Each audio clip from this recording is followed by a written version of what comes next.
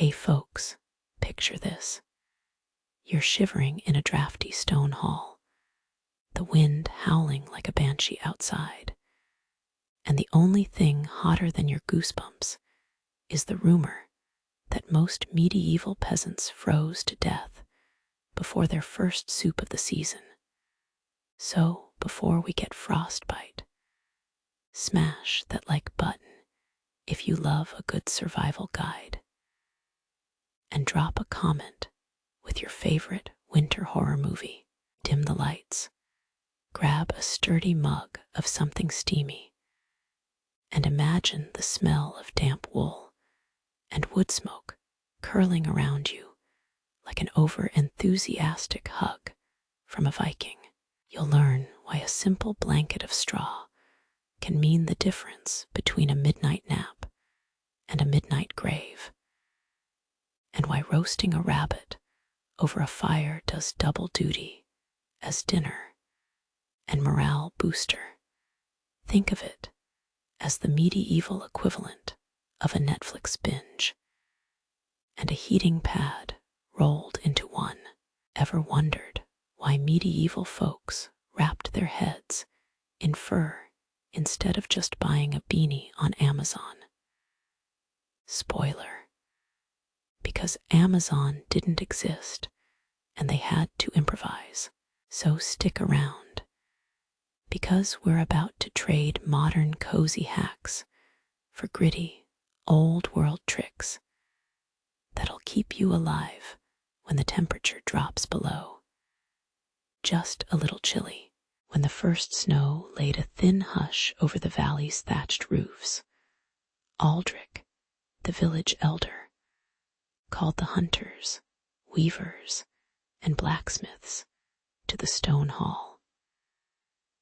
The air smelled of damp pine and cold iron, and the low fire in the hearth barely flickered against the incoming chill. Together they spread out the grain sacks, counted the golden kernels, and measured the stacks of pine logs that had been saved through summer. A map of the surrounding forest was unfurled, its veins of game trails drawn in charcoal, each line a promise of sustenance. Roles were assigned: the weavers to mend cloaks, the hunters to patrol the woods, and the blacksmith to sharpen axes, while every household received a list of fortifying tasks. The meeting closed with a quiet nod, the sound of boots echoing softly as each person slipped back into the cold, their breath forming fleeting clouds. As the wind grew sharper, the first night's fire sputtered, leaving shadows that seemed to stretch beyond the walls. The stored grain shivered in the cool cellar, its scent turning earthy, while a thin layer of frost crept up the stone steps. Hunters returned with only a handful of hares, their paws coated in ice, and whispered that the deeper tracks were now hidden beneath snow. Weavers discovered a tear in the communal blanket, its rough edge exposing the chill to the children huddled nearby. A sudden gust knocked loose a few logs from the pile, scattering splinters across the courtyard, and the blacksmith's hammer fell silent as the forge's fire dimmed. An uneasy quiet settled, each villager feeling the weight of the season pressing against the thin boards of their homes. Later, as Aldrich inspected the firewood stack, he chuckled at the sight of a bundle of fresh straw that a newcomer had proudly presented as extra fuel. The straw, yellow and dry, crackled briefly before turning to ash, offering a fleeting warmth that vanished faster than the sunrise. Meanwhile, the hunters, having spent the night chasing a lone wolf, returned with a fur coat that smelled of pine bark. Yet they had forgotten to bring back any meat. The weavers, while mending the torn blanket, inadvertently stitched a small hole that let a cold draft slip through, turning the modest repair into a source of breath on the hearth. Even the blacksmith, in his zeal to sharpen the tools, slipped a piece of iron into the fire, causing a sudden flare that singed his sleeve, but also illuminated the hall with an unexpected glow. These small mishaps, unnoticed at first, wove a quiet humor into the night, reminding the villagers that survival often rests on imperfect gestures. When dawn painted the sky in muted amber, the village settled into a rhythm that felt older than the stone walls themselves. Children gathered around the central hearth, their fingers tracing the warm embers' glow, while their laughter softened the cold outside.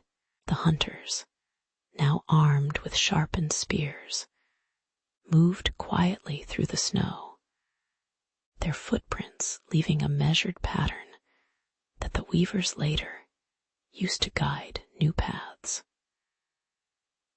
Weavers slipped new threads into wool, creating cloaks that caught the faint wind without tearing, and the blacksmith's hammer rang a steady, comforting beat as metal met anvil.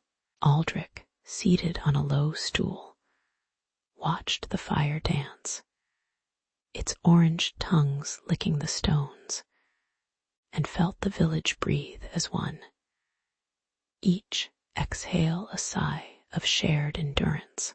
The day passed with simple meals of stew and bread, the steam rising like gentle clouds, and the night returned with a quiet snow that muffled all but the soft creak of wood settling. When the last frost of the season melted into a thin, reluctant river, the villagers gathered once more beneath the hall's low beam to count their blessings. Aldrich spoke in a voice that carried the weight of evenings past, noting how the grain held firm, the firewood lasted longer than expected, and the forest had yielded enough game to fill their stores. He observed that the most valuable lesson lay not in the numbers, but in the patient patience each hand had shown while mending, hunting, or striking iron. The quiet irony of the stray straw that turned to ash now seemed a modest reminder that even small errors can spark fleeting light. As the villagers nodded, the sun slipped behind the hills, casting long shadows that stretched across the courtyard, echoing the long days they had endured together. In the lingering hush, a sense of calm settled like fresh snowfall, and the valley, having survived another winter, rested in a timeless, grateful silence. The first frost arrived as a thin veil over the valley, and the villagers moved slowly from field to cottage, shoulders hunched against the pale light. They lifted the wattle and daub panels, feeling the cool earth behind the plaster, and set fresh bundles of straw to reinforce the walls. Small hands pressed moss into every seam, sealing the draft with a green, damp softness that smelled of damp forest. In the center of the hamlet, a pit was dug deeper than any house floor, its edges lined with stones that would become the communal hearth. The day ended with the quiet rhythm of hammers and the steady sigh of breath against winter's edge. As night deepened, the wind slipped through the cracks that the moss had missed, rattling the shutters with a thin, metallic whisper. Inside, the air grew brittle, and the fire in the communal pit hissed low, its ember shadows trembling against the stone. Children pressed their bare palms to the cold walls, feeling the chill crawl up their forearms like a slow tide. The blacksmith's forge, set at the periphery, glowed red, but offered little heat beyond its own hearth, casting a fleeting glow on soot-blackened faces. Women gathered wool that had been spun earlier, their fingers numbed, yet the fibers clung stubbornly to the cold, reluctant to become cloth. A shared unease settled over the cottages, as each breath seemed to echo the thin line between comfort and frost. It was ironic that the strongest iron grates, forged by the blacksmith's scorching fire, now framed a hearth that struggled to keep the cold at bay. While the forge produced bright sparks, the communal pit emitted only faint curls of smoke that rose lazily, as if unwilling to leave the earth. Women, meanwhile, twisted raw wool into thick blankets, their hands moving in patient loops, while the hearth's glow flickered like a shy lantern. A few villagers laughed softly, noting that the very tools meant to protect against winter had become symbols of its stubbornness. Yet the blankets, once finished, were draped over shoulders with a quiet pride, the warmth of the wool contrasting the modest heat of the pit. When the blankets were finally laid, the cottages settled into a gentle rhythm, the crackle of the hearth rising in measured beats. The stone walls, now sealed with moss and plaster, held a steady warmth that softened the sharp edge of the wind outside. Shadows danced slowly across the low beams, and the scent of burning pine mingled with the earthy aroma of damp wool. In the communal hall, elders spoke in low tones, their words folding into the hush that followed each breath of fire. The blacksmith, his apron dusted with ash, rested his hammer beside the grate, allowing the forge's ember to die in quiet resignation. Outside, the snow fell in a whisper, each flake landing softly upon the thatched roofs, a silent audience to the indoor calm. By the time the moon hung low, the village seemed a single organism, its heart beating in the glow of a shared fire. The night stretched long, and the villagers lay beneath their blankets, listening to the distant howl of wind as a reminder of the world beyond their walls. In that stillness, Each mind drifted to the cycles of sowing and reaping, to the knowledge that winter's grip would loosen with the sunrise. The humble hearth, modest in size, yet mighty in purpose, embodied a quiet triumph of human hands over indifferent cold. As sleep settled like fresh snow, the village rested, a testament to collective endurance, wrapped in ordinary, unremarkable moments. When the first frost settled on the pine needles, the village awoke to a hush that seemed to thicken the air like cold wool. Men in furs gathered their hounds, their breath forming brief clouds that vanished as quickly as the night's last stars. The women tightened the straps on their baskets, loading barley and rye for the coming weeks. Children shuffled stones along the path, their footsteps a soft percussion on the frozen earth. In this stillness, the routine of survival felt both ancient and newly urgent. A quiet promise that the forest would still provide. The hunters slipped into the silvery woods, the snow muffling their boots, and the dogs' low howls echoing faintly among the bare trunks. A sudden snap of a branch announced the presence of a wounded elk, its breath ragged and eyes wide with a primal alarm. The chase was short. The animal fell into a drift, its blood darkening the powdery surface.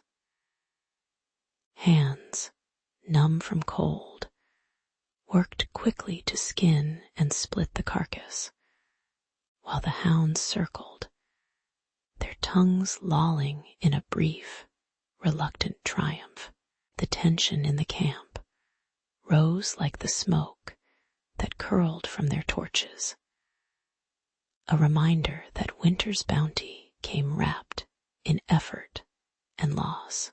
Back at the hearth, the women arranged hares and elk strips on smoky racks, the fragrant hiss of fat mingling with the crackle of the fire. Bakers, eyes half closed from the heat, pressed surplus grain into hardtack, each biscuit a compact memory of summer fields now gone. Woodcutters stacked split logs in a sun-warmed depot, the timber's amber glow softening the starkness of the season. The irony lay in the transformation. What once was fresh and fleeting became hardened, preserved, almost bureaucratic in its order. Yet the villagers accepted this quiet comedy, aware that survival often meant turning abundance into endurance with a weary smile. Evening settled like a thick blanket, and the communal hall filled with the low murmur of shared meals. The fire's amber tongues lapped at the stone walls, sending shadows that danced lazily over weary faces. Bread, cheese, and the smoked meat were passed hand to hand, each bite a modest solace against the cold that pressed at the doors. Children clustered near the glow, their eyes half closed, while elders whispered stories of past winters, their words as hushed as the wind outside. In the soft rhythm of chewing and breathing, a calm settled, the village breathing as one organism, content in its measured survival. When the night deepened, and the fire's glow faded to ember, the villagers lingered in the quiet, their thoughts turning inward like frost forming on a window pane. They recalled the day's labor, the strain of the hunt, the simple irony of hardened loaves, and felt a modest pride in the collective patience they had shown. The season's harshness, they understood, was not a foe, but a stern tutor, teaching humility through each bite of hardtack and each shiver at the door. In this reflective pause, the forest beyond remained still, as if listening to the slow heartbeat of human perseverance. And so, with eyes half laden by sleep, they surrendered to the night, trusting that the stored meat and stacked wood would keep the cold at bay until spring's sigh returned. The valley lay beneath a pale winter sky, its thatched cottages huddled close like old friends sharing a blanket. In the mornings, smoke curled lazily from low hearths, while women stirred porridge over steady flames, and children traced patterns in the freshly fallen snow. The river, a thin silver thread through the valley, murmured beneath a thin veil of ice that cracked gently with each passing breeze. Aldrich, the blacksmith, hammered quietly at his forge, the rhythmic clang echoing the steady heartbeat of the settlement. Life moved at a measured pace, each day a quiet rehearsal of survival that seemed, for the moment, unremarkable and safe. By afternoon, a sudden howl rose from the hills, and the wind turned white, swallowing the valley in a blinding veil.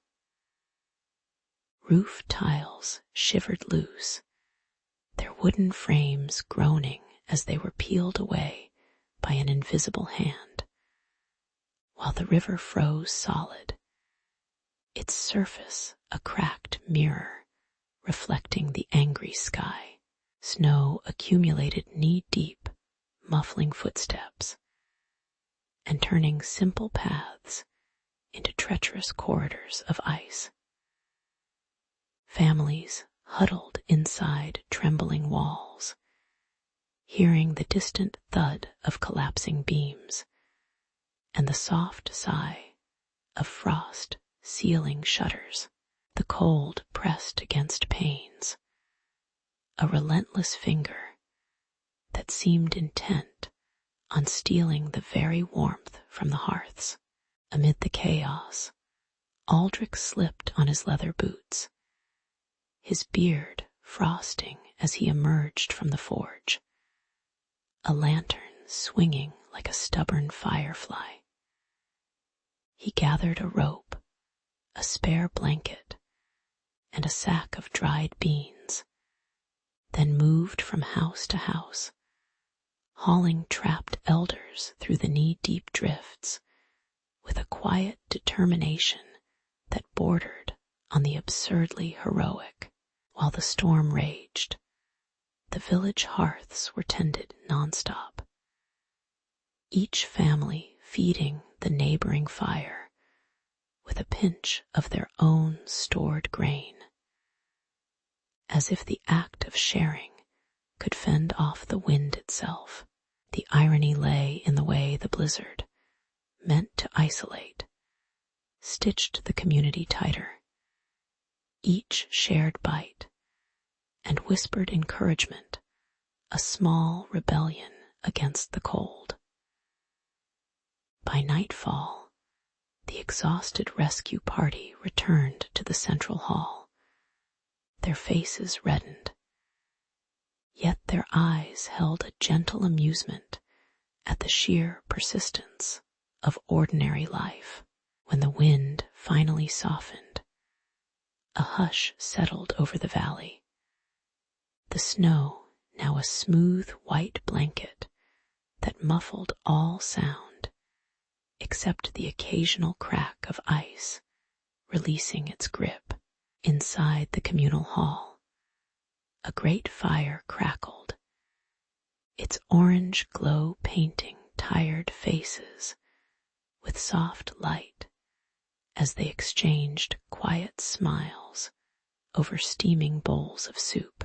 The rescued families sat together, their blankets pulled close, while Aldrich leaned against the stone hearth, his breath forming faint clouds that rose and vanished. The night stretched lazily, the rhythm of spoon against bowl, the low murmur of conversation, and the steady pop of firewood becoming the only beats in the valley's pulse. In that calm, the storm seemed a distant memory, a fleeting storm that had been absorbed by the patience of stone and the stubborn warmth of human hands. As dawn painted the sky with muted amber, the village emerged from the hall, each step leaving a faint imprint in the softened snow, a testament to the night's endurance. Aldrich stood at the threshold, watching the river thaw slowly, its water trickling over the remnants of ice like a sigh of relief. The villagers lingered over the remnants of their shared provisions, their hands still warm from the fire, their thoughts turning to the inevitable cycles of cold and thaw. In the quiet that followed, there was a recognition that survival was less about grand gestures and more about the steady, unremarkable acts of caring for one another. The valley, now brightened by the gentle light of morning, seemed to settle back into its patient rhythm, a reminder that even the fiercest winter cannot erase the quiet courage that lives in ordinary hearts. When the river finally loosened its grip on the stones, the first crocuses pushed through the thawing mud, their pale purple heads catching the weak morning light. Villagers emerged from their low timber shelters, their hands still chilled, yet their steps grew steadier as they brushed frost from worn boots. The air carried a thin scent of wet earth mixed with the lingering smoke of winter fires, a reminder of the months spent huddled together. Children, cheeks pink from cold, peered over the fence to watch the ice break, their curiosity quiet but eager. In that gentle unveiling, an unspoken promise settled over the settlement. The season of waiting had ended, and the world would begin to move again. Around the communal hearth, the elders spoke in low tones, each word a slow exhale of memory, recalling the bite that had seeped through furred cloaks and the hunger that had gnawed at empty bowls.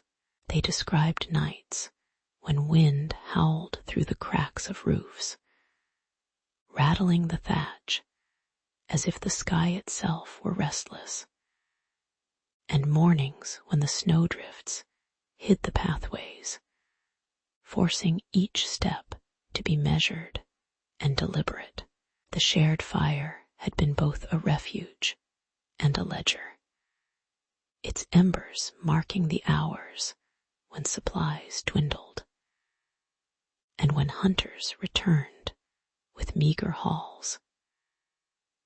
Hands that once clutched hot mugs now traced the outlines of carved wooden stools, feeling the rough grain that had been their constant companion through the darkness. The recounting was not a lament, but a careful inventory of perseverance.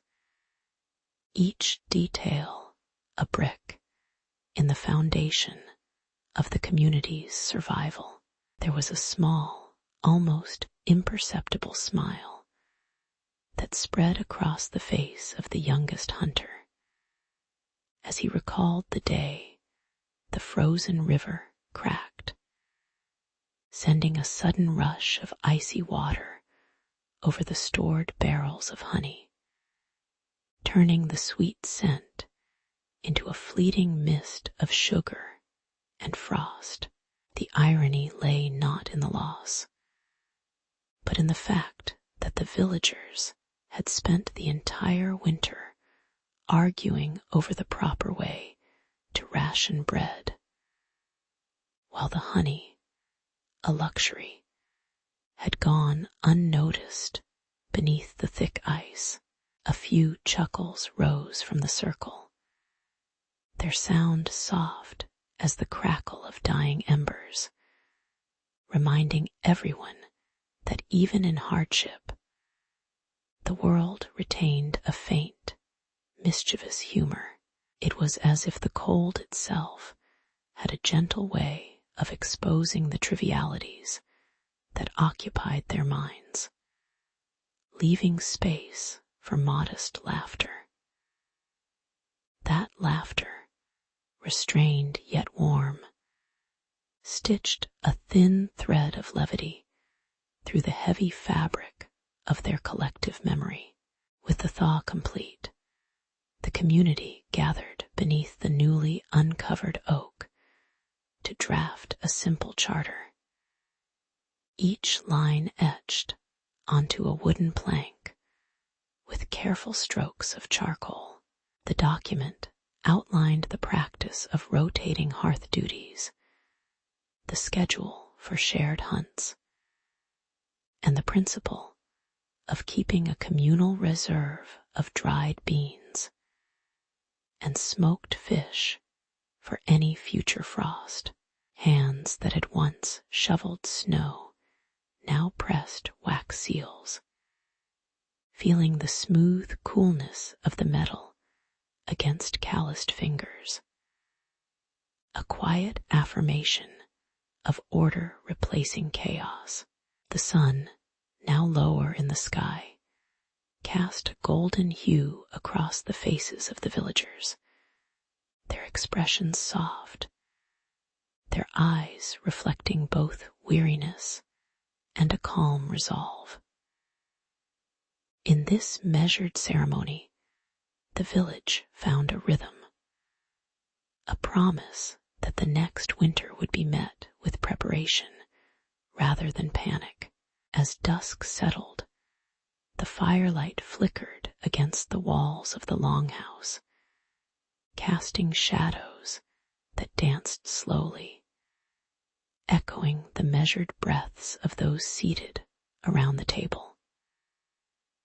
The youngest among them, cradling a half-finished woolen scarf, listened to the elders speak of the charter's meaning, not merely a list of rules, but a shared story of endurance that would be whispered to children as they grew. The subtle scent of pine, resin mixed with the lingering taste of stew, grounding the moment in sensory familiarity, while the wind outside whispered through the birch leaves, a soft reminder of the world beyond their walls. In this quiet tableau, hope settled like a gentle snowfall, promising that the next chill would be faced with knowledge passed down like a warm cloak. The night deepened, and with it the sense that the village, though imperfect, had woven its own quiet triumph into the tapestry of history.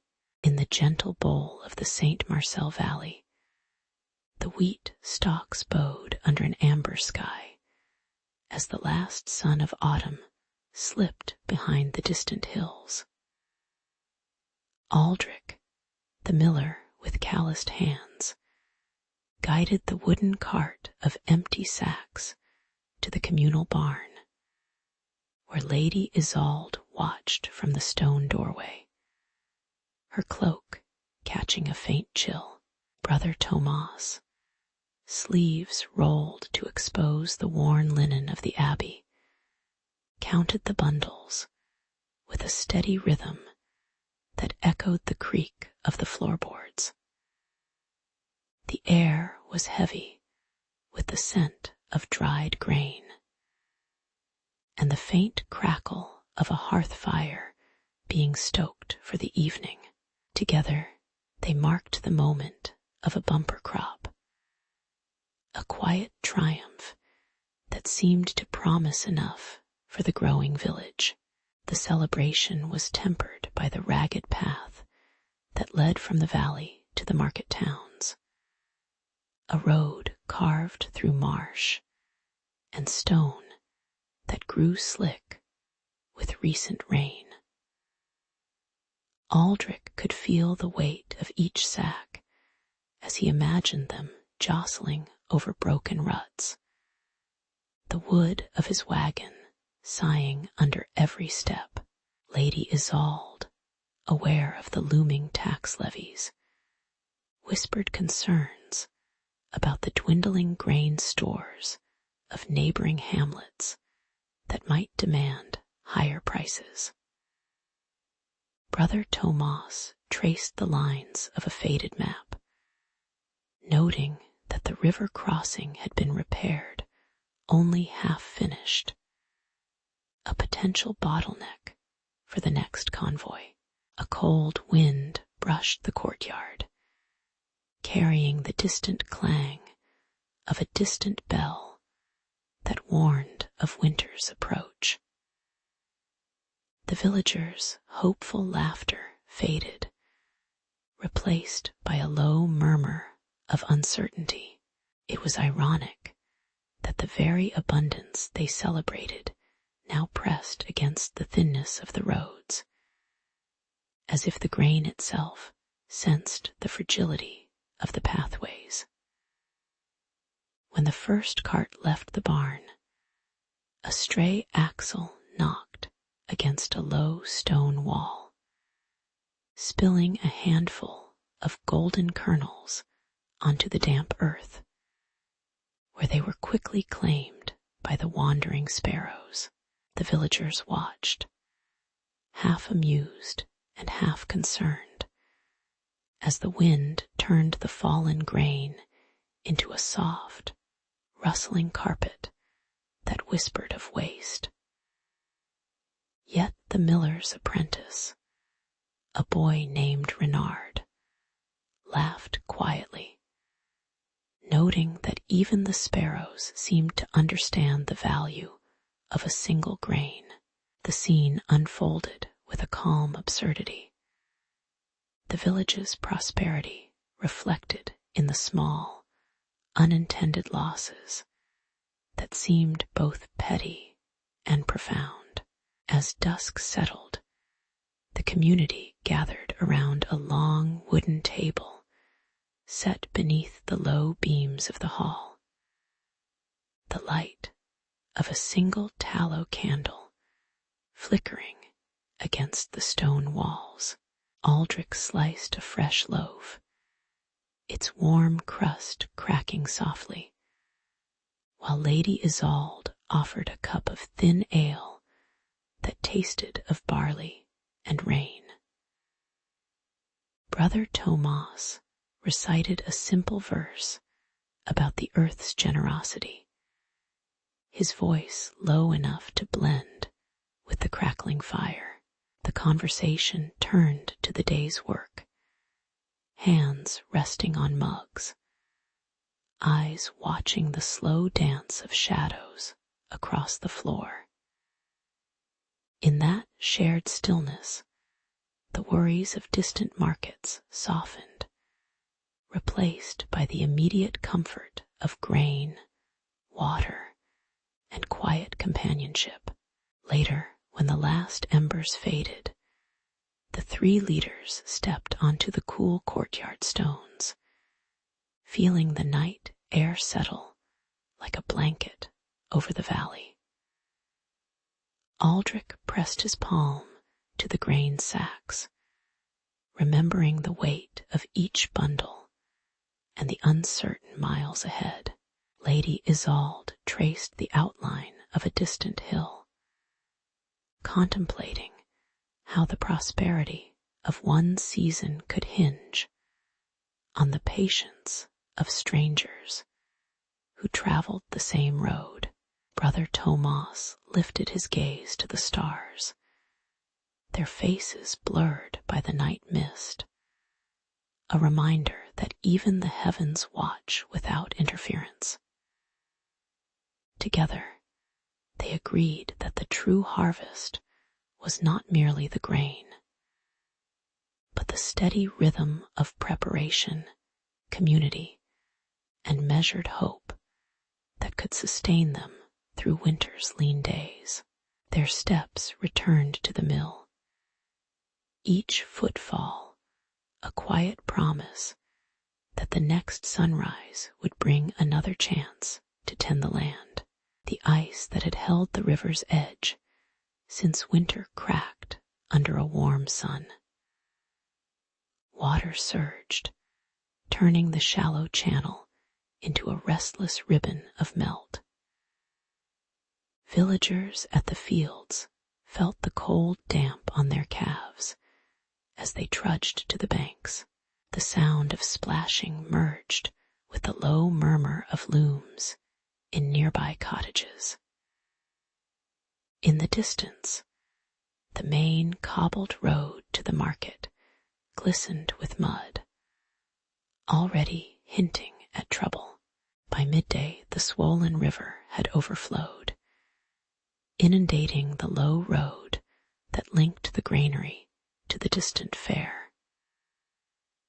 Wagons heavy with rye and barley stalled, their wheels sinking into silt as oxen whinnied helplessly.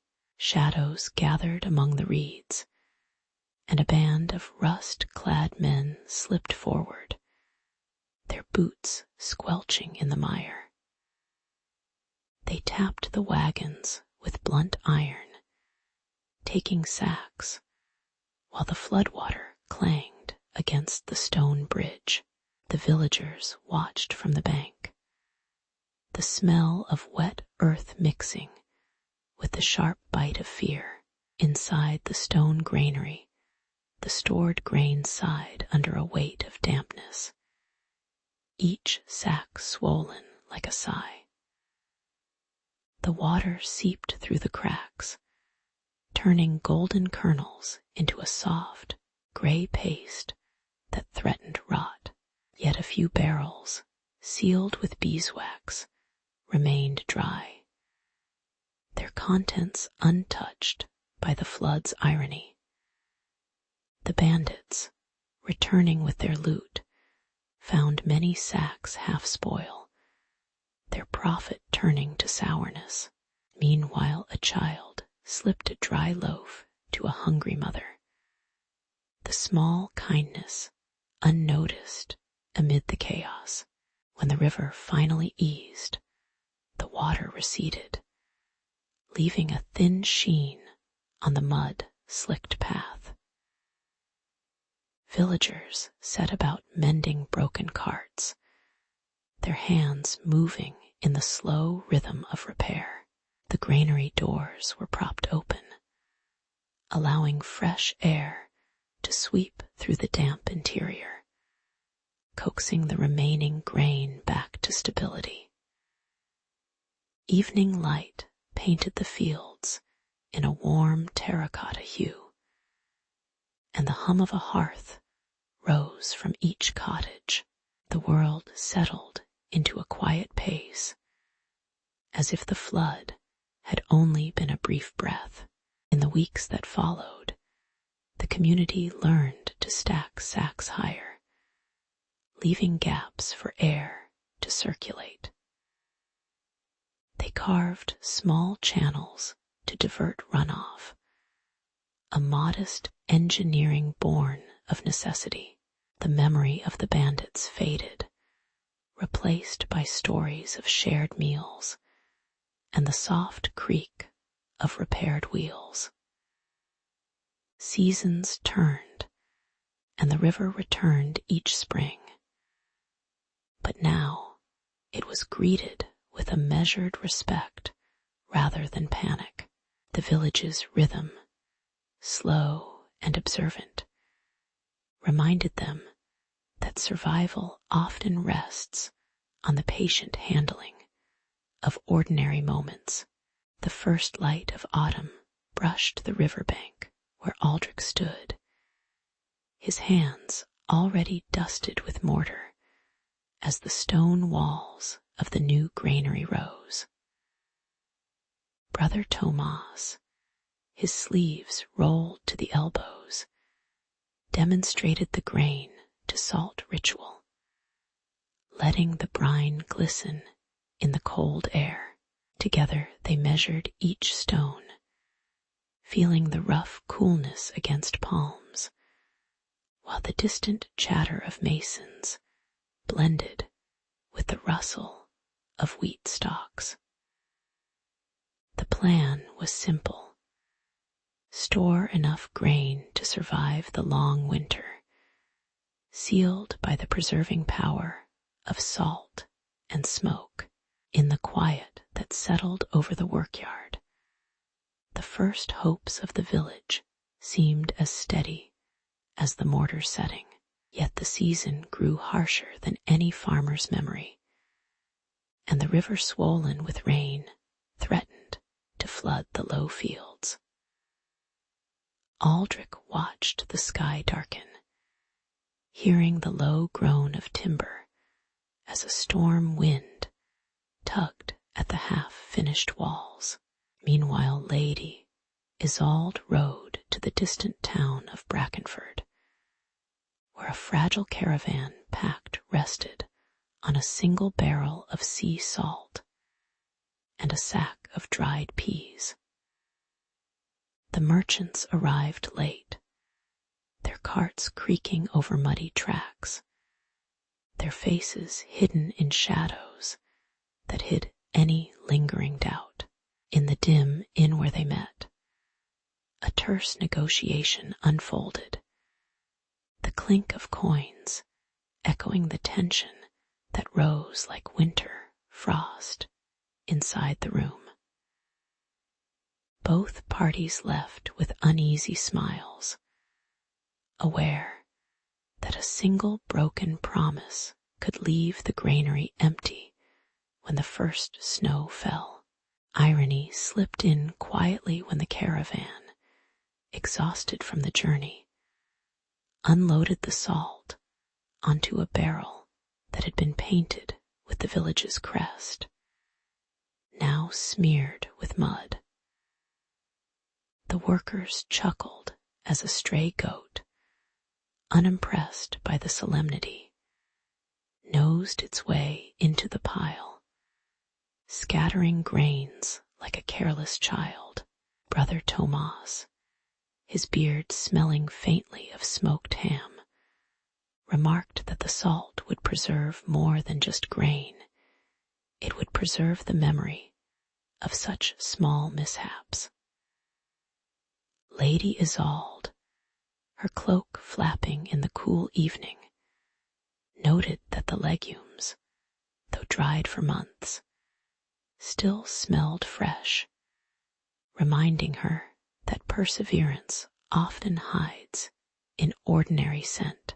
The quiet humor of the moment softened the edge of the earlier urgency, as if the world were gently reminding them that even grand plans rest on simple, accidental details. A soft wind carried the scent of brine across the field, intertwining with the scent of wet stone, a quiet testament to the unexpected generosity of chance. By the time the first frost kissed the barley, the stone granary stood completed, its thick walls humming with a steady, cool stillness. Inside, rows of sacks rested atop wooden pallets, each cloth stitched with the village's emblem, the salt crystals glinting like tiny pearls in the low light. Workers moved in measured steps, their breaths forming gentle puffs as they stacked legumes. The soft thud of footfalls, the only rhythm in the dimly lit space. The hearth in the corner emitted a faint, smoky aroma, its flames licking the stone, preserving the day's labor with a quiet, persistent heat. Even the distant clang of the blacksmith's hammer seemed to quiet, as if the whole valley paused to honor the finished work. In that tranquil hush, Aldrich felt the weight of responsibility ease, replaced by a simple satisfaction that the bounty would endure through winter's silence. When winter finally settled, the granary's doors remained sealed, the stored grain humming faintly with the promise of sustenance. Villagers gathered around the hearth, sharing stories over steaming bowls, the taste of salty broth reminding them of the fragile caravan pact that had saved them. Aldrich watched the firelight dance on the stone, feeling a quiet gratitude for the modest triumph that lay in careful preparation rather than grand conquest. Lady Isolde, eyes softened by age, whispered that the true preservation was not of food alone, but of the trust that had bound distant towns together. Brother Tomas smiled, his hands still smelling of smoke, knowing that each grain saved was a small defiance against the inevitable decay of time. As the night deepened, the village settled into a gentle sleep, the granary standing as a stone-bound reminder that human effort, however imperfect, can cradle hope through the coldest seasons. In the low valley, where the river sighs over smooth stones, Aldrich watches the stone-walled granary that has stored the season's wheat for months. The thatch roofs of the neighboring cottages catch the pale light of dusk, while the scent of drying grain drifts on the cool air. Villagers move slowly between fields and the market square, their hands dusted with flour, and their voices a low murmur of barter.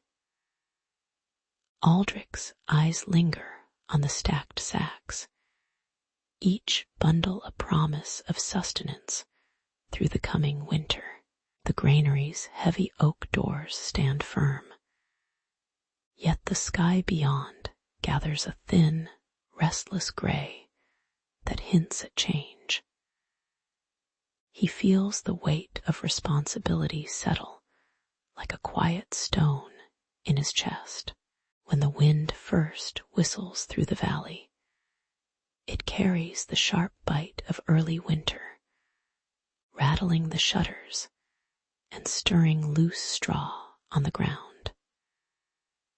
The gale builds, tearing the loose roof tiles from the granary's east side, each tile clattering like a dropped cup against the stone courtyard. Rain begins to hiss against the empty spaces, and the scent of wet earth mixes with the sweet grain, creating an uneasy perfume. Aldrich steps outside, feeling the wind's cold fingers brush his cheek, and watches the granary's thatch flutter like a nervous bird. The storm's voice grows louder, a relentless drum that seems to demand a decision, while the villagers huddle in their doorways, eyes fixed on the trembling structure. Somewhere beyond the hill, the river rushes faster, echoing the tumult within the valley. Aldrich faces the irony of his role. Opening the doors would let the wind swallow the stored grain, but sealing them would leave hungry mouths to echo with empty bowls. He recalls the quiet complaints of the baker, whose ovens have been starved of flour for weeks, and the farmer whose children stare at thin porridge. The gale flattens his thoughts, each gust a reminder that both loss and scarcity are equally harsh. With a measured breath, he slides the heavy oak doors a fraction ajar, listening to the howl that tries to slip through the gap. The decision hangs like a thin sheet of ice, fragile yet inevitable, as the storm presses harder against the stone walls. Choosing prudence, Aldrich pulls the doors shut, sealing the grain within the thick oak and trusting the building's stoutness.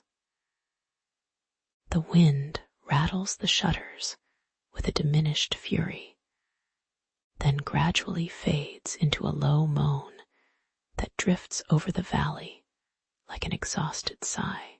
Villagers gather near the granary, their faces illuminated by the soft glow of oil lamps, eyes reflecting both relief and lingering concern. Children press warm palms against stone walls, feeling the residual heat of stored grain through the thin plaster. Aldrich steps back, his hands still damp from the rain, and watches the storm dissolve into mist, leaving the valley quiet and soaked. The night settles, and the soft creak of the granary settles into a steady, reassuring rhythm. When morning arrives, the sky clears to a pale amber, and the valley awakens with a muted rustle of leaves and distant lowing of cattle. The grain remains safe, its golden kernels untouched, while the villagers share a thin broth, each sip a reminder of the narrow margin between plenty and want. Aldrich reflects on the thin line he walked, understanding that stewardship often means choosing the lesser of two quiet losses. He notices the way the sun glints off the wet stone, turning the granary's walls a warm amber, as if the earth itself offers a soft applause. The day moves slowly, the rhythm of chores returning to a steady cadence, and the storm becomes a memory that hangs lightly on the wind. In the calm, the valley breathes a collective sigh, accepting its imperfect balance with a gentle, enduring patience. When the last wind settled over the low hills, the village eyes turned toward the granary, whose wooden doors had been sealed against the rain. The air inside was cool, smelling faintly of straw and the dry grit of stored wheat, and the faint rustle of grain shifting in the sacks whispered of a promise.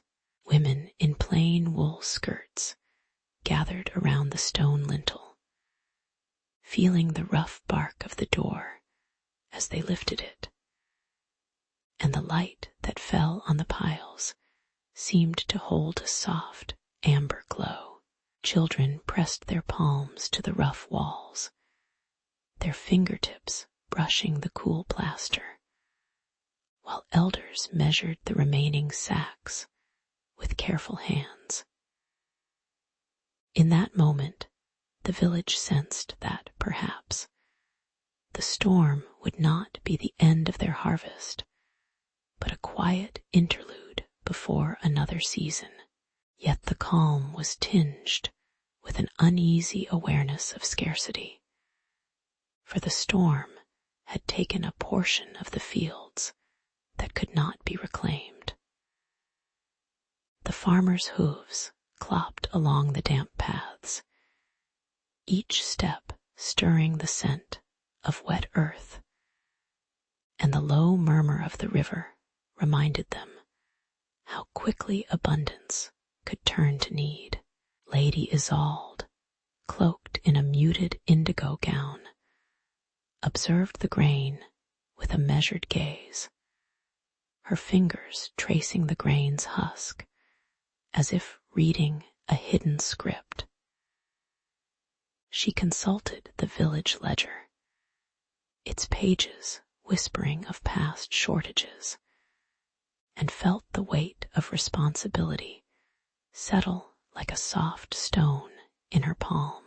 The tension rose not from fear alone, but from the realization that preservation would have to become a practiced art rather than an occasional luck.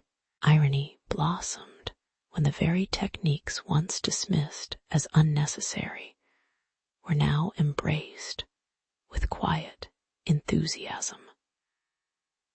The blacksmith's apprentice, his apron stained with soot, demonstrated how to spread glimmering wax over the grain's surface, his breath forming tiny clouds in the cool air of the granary.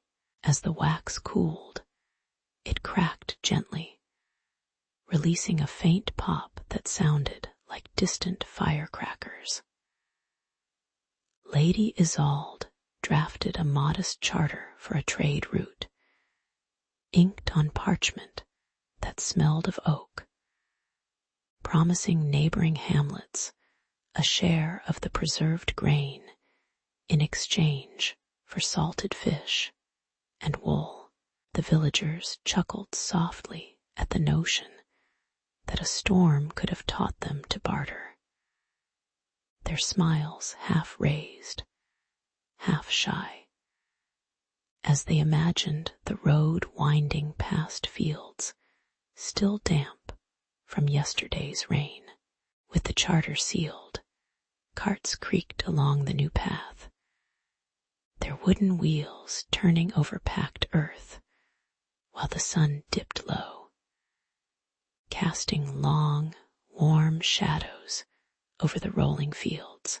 The scent of baked bread drifted from the inn, mingling with the faint metallic tang of the river, and the rhythm of daily chores settled into a steady cadence.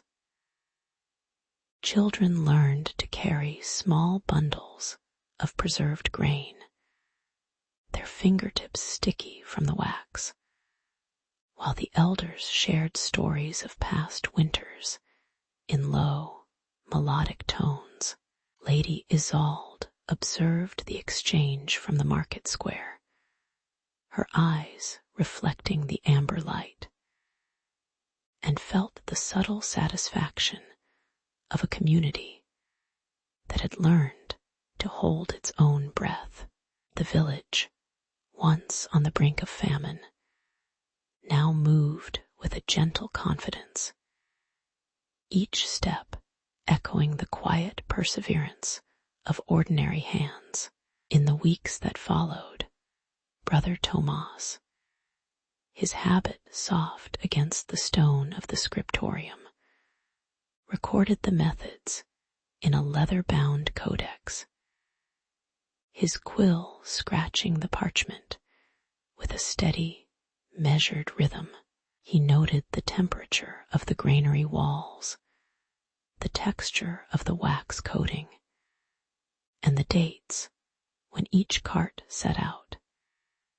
His entries punctuated by occasional pauses as his eyes lingered on the faded faces of the laborers, their expressions half hidden by shadow. The manuscript would travel beyond the valley, offering future generations a quiet map of how the people of this modest hamlet had steadied their plates against nature's whims. As the final ink dried, Tomas closed the book with a soft sigh, feeling the faint creak of the wooden table beneath his hand. The story lingered in the evening air, a lingering scent of grain and hope, reminding anyone who listened that even the slowest cycles of sustenance can endure through patient, unhurried care. In the waning light of autumn, Lord Eric stood on the low ridge above the valley of Arden, his cloak fluttering against a wind that smelled of damp leaves and distant frost. He watched his levy farmers with patched shields, a few veteran swordsmen, and a handful of restless youths assemble in slow, orderly rows. The first thin snowflakes brushed the grass, turning the earth a pale, uneven gray, while the distant hills held their breath under a bruised sky. Master Haldor, a grizzled veteran whose hands bore the map of many winters, approached with a quiet stride, his breath forming small clouds that vanished as quickly as they appeared. He spoke of supply wagons groaning under heavy loads, of tents that must keep out the chill, and of a campaign that would have to tread lightly between conquest and survival. As the days shortened, the levy moved deeper into the valley, the rustle of timber carts punctuated by the clatter of iron shoes on frozen earth. Hordes of ravens circled the encampment, their calls echoing against stone walls that sweated condensation in the early mornings. The cold bit into the leather of boots, and the soldiers' fingers stiffened around the reins of horses that shivered beneath woolen blankets. Supplies, salted pork, coarse barley broth, and bundles of flax were rationed, each portion measured with a weary precision that mirrored the dwindling daylight. A low murmur of unease rose among the men, not from fear of the enemy, but from the relentless, invisible adversary that was the winter itself. Yet within the stark routine, a quiet irony unfolded. The finest chainmail, polished to a dull shine, lay draped over firewood as if it were a decorative mantle, while simple wool cloaks kept the soldiers warmer than any metal could. The archers, accustomed to bright summer fields, found their arrows slick with frost, each release accompanied by a faint crack as the shaft caught the cold air. A young squire attempted to melt a pot of stew over a hastily built hearth, only to watch the broth freeze before it could boil, prompting a soft chuckle from an elderly cook who whispered that the fire was more for morale than for meals. Even the drums, meant to rally troops, sounded muffled, their skins tightened by the frigid air, producing a sound that seemed to drift away like a sigh. In these small absurdities, the men discovered a shared smile, a reminder that survival often turned grandeur into modesty. When the first true snow fell, blanketing the valley in a hushed, uniform white, the camp settled into a rhythm as gentle as the falling flakes. Lanterns cast amber circles on the snow, their light reflected softly on the icy surface, creating a calm tableau of shadows and warm glows. Soldiers took turns tending the fire, feeling the heat seep through their gloves, the crackle of burning pine echoing like a low, patient heartbeat. Meals were served in quiet succession, the clink of wooden bowls and the occasional rustle of parchment maps provided a steady, unhurried soundtrack. In the evenings, stories were exchanged in low voices, each anecdote a thread weaving together the collective endurance of a community that had learned to wait, to watch, and to trust the slow passage of time. As the campaign drew to a close and the winter deepened, Lord Eric surveyed the valley from his modest wooden balcony, the world beyond softened by frost and silence. The levee, now a familiar tapestry of weathered faces, stood together, their breaths forming fleeting clouds that rose and vanished into the pale sky. Haldor, leaning on his staff, reflected on the months of adaptation, the way simple adjustments, heavier fur linings, staggered march schedules, and shared fire pits had turned hardship into a manageable cadence. The soldiers' steps were slower now, each footfall imprinting a temporary mark upon the snow, a reminder that even conquest yields to the patient hands of nature.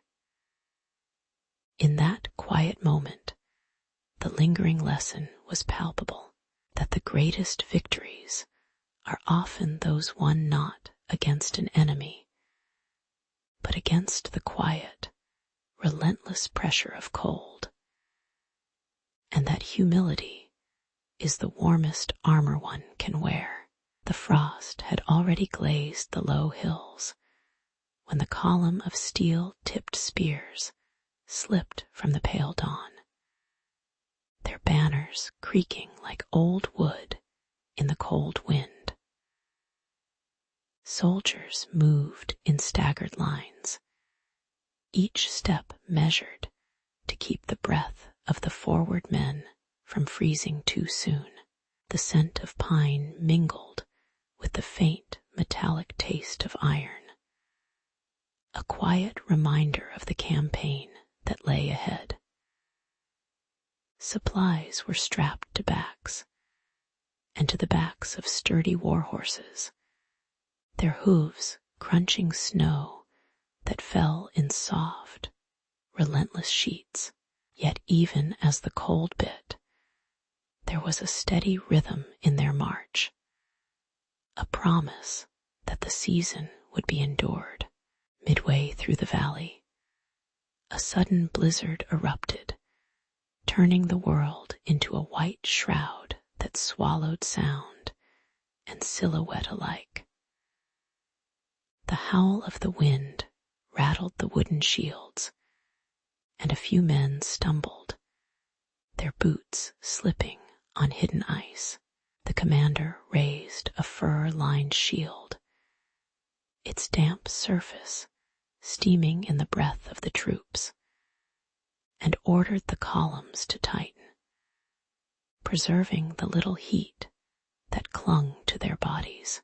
Snow drifted into the faces of archers, obscuring their sight, while the distant river froze hard enough to echo each footfall. In that muffled chaos, the army felt the weight of the season pressing like an unseen stone. To counter the relentless cold, the logisticians introduced sledges pulled by pairs of oxen, their fur beneath the sleds leaving faint tracks in the powder. The soldiers fashioned fur-lined shields, not only to deflect arrows, but also to catch the faint warmth of a shared fire. A small irony that a weapon could become a blanket. The half-finished wooden planks of a makeshift bridge were covered with straw, a humble solution that softened the crack of footsteps on frozen stone. Laughter drifted faintly when a young squire slipped on a patch of ice, only to be caught by a seasoned veteran whose hand was already numb.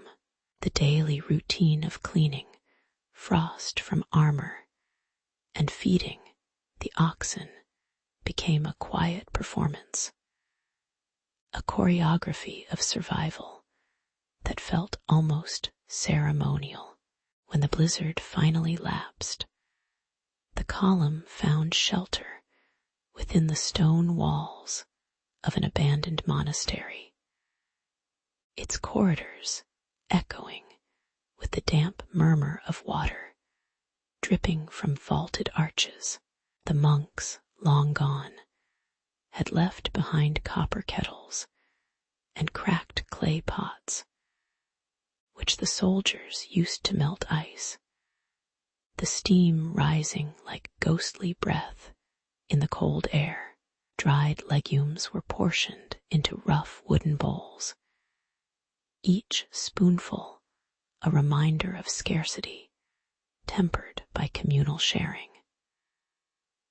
Candles flickered against the rough stone, casting soft shadows that hid the faces of any lingering spirits, their expressions blurred by the wavering light.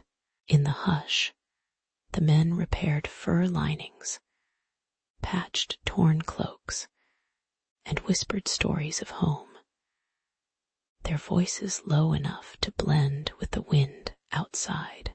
Days later, as the sun waned and the snow began to recede, the army resumed its march, each step carrying the memory of the monastery's quiet lesson. That resilience is often forged in ordinary moments of waiting and warmth shared. The fur-lined shields, now softened by use, hung lightly on shoulders, their once sharp edges dulled by the rhythm of daily labor. The soldiers glanced at one another, eyes reflecting a muted amusement at how a storm could turn a battlefield into a kitchen. The march continued, slower but steadier, the cold no longer an adversary, but a companion whose presence was acknowledged rather than resisted. In the long view of history, this winter episode would settle like a gentle layer of snow on the narrative of war, a soft reminder of human frailty and quiet ingenuity. The winter sun hung low as the siege train crept toward Frosthelm, its wooden wagons creaking over snow-packed roadways, and the soldiers' breath forming thin clouds that vanished into the pale air. Beyond the hill, the town's stone walls stood like frozen ribs, their surface glistening with a thin veneer of ice that caught the weak light. Eric, the commander, surveyed the scene with a measured gaze, noting how the cold seemed to settle not only on stone, but on the mood of his men. The distant howl of wind carried the faint clang of distant armor, a reminder that the season demanded patience as much as force. Still, each step forward felt deliberate, as if the ground itself urged a slower pace, allowing the march to become a procession rather than a rush. Upon reaching the outer bailey, the besiegers were met by defenders who had turned campfires into weapons, hurling flaming rocks from catapults that crackled like heated iron against the night. The fire pit catapults sent sparks to the icy parapets, producing a brief choreography of flare and melt that illuminated the grim faces of both attackers and defenders. The cold wind swallowed the roar, making every sound feel muffled, while the frost clung to shields and swords, turning metal to a silent sheen. Haldor, the chief engineer, watched the defenders' ingenuity with a tight-lipped smile, aware that the same cold that hardened stone also made fire a precious commodity. The tension rose not from bloodlust, but from the subtle realization that the siege would have to adapt to the season's stubbornness. In response, Eric ordered the digging of shallow trenches that were lined with woven reeds, and then gently heated over low-grade coal fires, creating narrow aisles of warm earth that contrasted sharply with the surrounding snow. He also instructed his quartermasters to fill canvas sacks with sand and embed small ember stones, producing heated sandbags that radiated a modest but steady warmth when placed against the icy walls.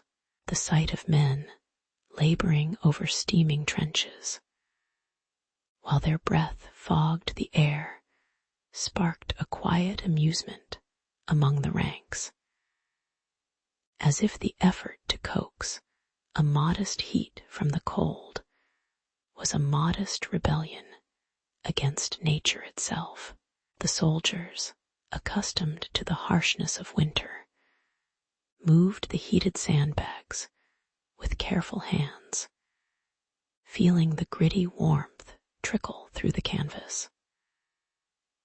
Though the measures were modest, they allowed the besiegers to stay longer without succumbing to frostbite, a small irony that the enemy's fire could be tamed and reused by their own.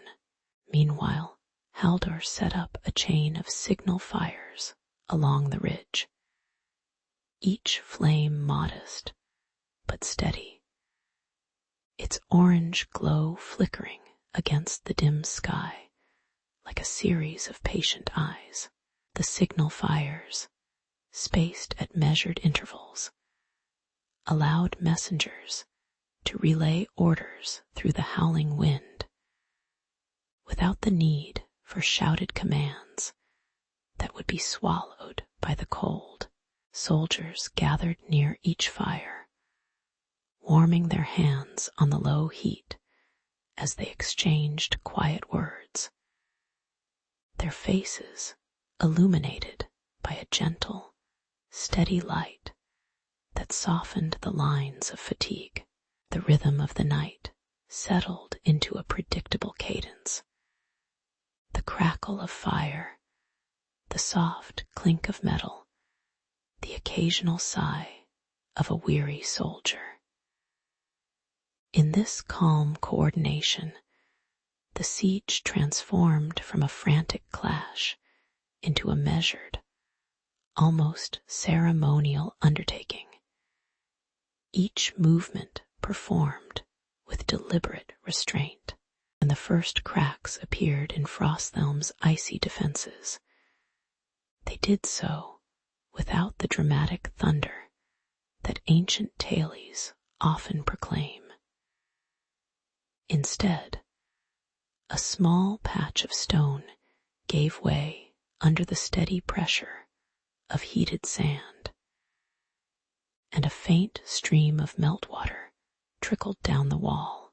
The defenders, seeing the subtle breach, lowered their own torches, allowing the night to swallow the battlefield in a quiet surrender that felt more like an acceptance of the season's inevitability than a defeat. Eric and Haldor stood together on the snow-slick rampart, feeling the cold air brush their cheeks as they watched the town's lights dim one by last. The siege ended not with a roar, but with a soft sigh, a reminder that human attempts to dominate nature are always tempered by the gentle persistence of climate. In the aftermath, the soldiers tended to their burned hands and chilled feet, sharing a humble broth over the remaining fires, reflecting on how each small adaptation had been both a triumph and a reminder of their own fragility. Under a waning new moon, the two camps settled into the hard white ground, their banners drooping like tired birds. Snow had hardened into a crust that creaked under each step of the infantry, while the smell of damp wool lingered in the cold air. Soldiers shoveled firewood with gloved hands, their breath forming quiet clouds that rose and vanished before reaching the sky. The commanders, wrapped in furs, whispered plans that seemed as fragile as the frost clinging to their swords. Around the crackling fires, men exchanged stale bread and muted laughter, a brief warmth against the surrounding silence. Just before midnight, a subtle warmth seeped through the night, coaxing the ice to surrender a thin sheen of meltwater. The battlefield transformed into a slippery mosaic, each tread now a careful balance between solid and liquid. The clang of armor grew softer, as though the metal sensed the change and tried to keep its voice low. Light from the campfires reflected off the wet surface, casting trembling ribbons of amber that rippled with each gust. Men adjusted their grips, feeling the cold seep through leather, while the distant howl of winter wolves seemed to echo the uneasy tension rising among the ranks. When the clash began, the cavalry's hooves slipped on the unexpected glaze, sending riders into a graceless tumble that startled even the seasoned foot soldiers. Archers, aware of the slippage, tipped their arrows with tar, watching the scorching heads hiss as they struck the thin ice, creating small puddles that hissed like restless steam. The infantry, eyes narrowed, shifted into tight shield walls, the metal of their bucklers reverberating with a muted, rhythmic thrum against the wet ground. A low murmur rose from the ranks, half amusement, half disbelief at the absurdity of fighting on a surface that seemed to melt beneath their resolve. Yet the sound of steel meeting steel remained steady, a reminder that even in a moment of clumsy irony, the battle pressed forward with disciplined persistence. From the edge of the chaos, Eric's elite frost-trained knights gathered, their horses' hooves fitted with rough iron shoes to bite into the slick layer. With measured breaths, they surged forward, the tar-kissed arrows glittering briefly before they were lost in the melee. Their charge was steady, the weight of their armor pressing the icy crust down, creating a narrow path of firm ground for the following men. The enemy line, still disordered by slipping mounts, fractured under the disciplined push, the sound of breaking shields echoing softly across the water-slick field. As the knights broke through, the remaining soldiers paused, the battle's roar dimming into the night's hush. When the last clash faded, the battlefield glistened under the pale moonlight, a patchwork of frozen mud, broken shields, and the breath of exhausted men. Survivors gathered their scattered gear, their fingers numb, their eyes reflecting a quiet resignation that the cold had claimed as much as any sword. In the stillness, the fire from the camps flickered, casting gentle shadows that danced over the wet stones, as if remembering the brief heat of conflict. The commanders exchanged a wordless nod, acknowledging the irony of a war won by a thawed surface rather than sheer force. Night deepened, and the armies, now more aware of nature's fickle hand, settled once again into the uneasy peace of winter, their stories folding into the silent folds of history. The last echoes of the winter clash faded as the snow receded, revealing a valley strewn with broken spears and thin frost on the grass. Soldiers, their breath still visible in the chill air, gathered the wounded and the fallen, their hands trembling around wooden crates that had once held provisions. The defeated enemy had retreated into the forest shadows, leaving the field quiet except for the occasional creak of frozen timber. Amid the muted sounds, the commander lifted his hat and surveyed the landscape, noting the first green shoots pushing through the melt. A quiet resolve settled among the men, a sense that the season's hardships would soon be exchanged for the work of rebuilding.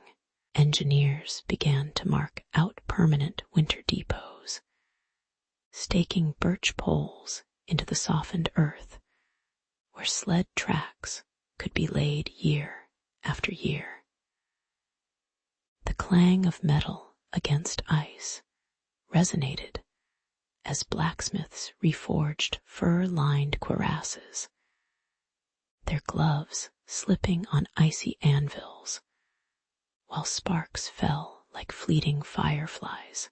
Supply wagons, now pulled by tired but sturdy oxen, rumbled over the newly carved paths, their wheels crunching through the thawing crust. Campfires were arranged in concentric rings, the crackle of wood competing with the wind that tried to steal the heat, and soldiers learned to shield the flames with stone walls. Logistical officers scratched notes onto damp parchment, recording the weight of each sled load and the timing of snow melt. Their brows furrowed as they balanced urgency with caution. The rhythm of labor grew louder, echoing the heartbeat of a force that refused to let the cold dictate its destiny. Yet, despite the careful planning, a young squire slipped on a hidden ice patch, sending a crate of dried meat tumbling into a pile of fresh snow. The crate burst open, and the scent of salted pork mingled with the crisp air, drawing a few curious ravens that perched on the newly erected depot roof. The commander chuckled softly, noting that the same fur that insulated their armor now brushed against the squire's cheek, leaving a warm imprint that contrasted the chilly slip. Meanwhile, a veteran archer, accustomed to hunting winter hares, found his newly forged arrowheads dulled by unexpected frost, cracking the shafts.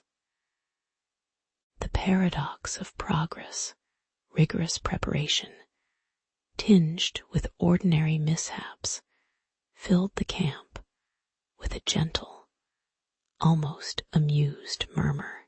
As night fell, the soldiers shared the salvaged meat around the fire, their laughter as low as the ember glow, acknowledging that mastery over winter still required humility.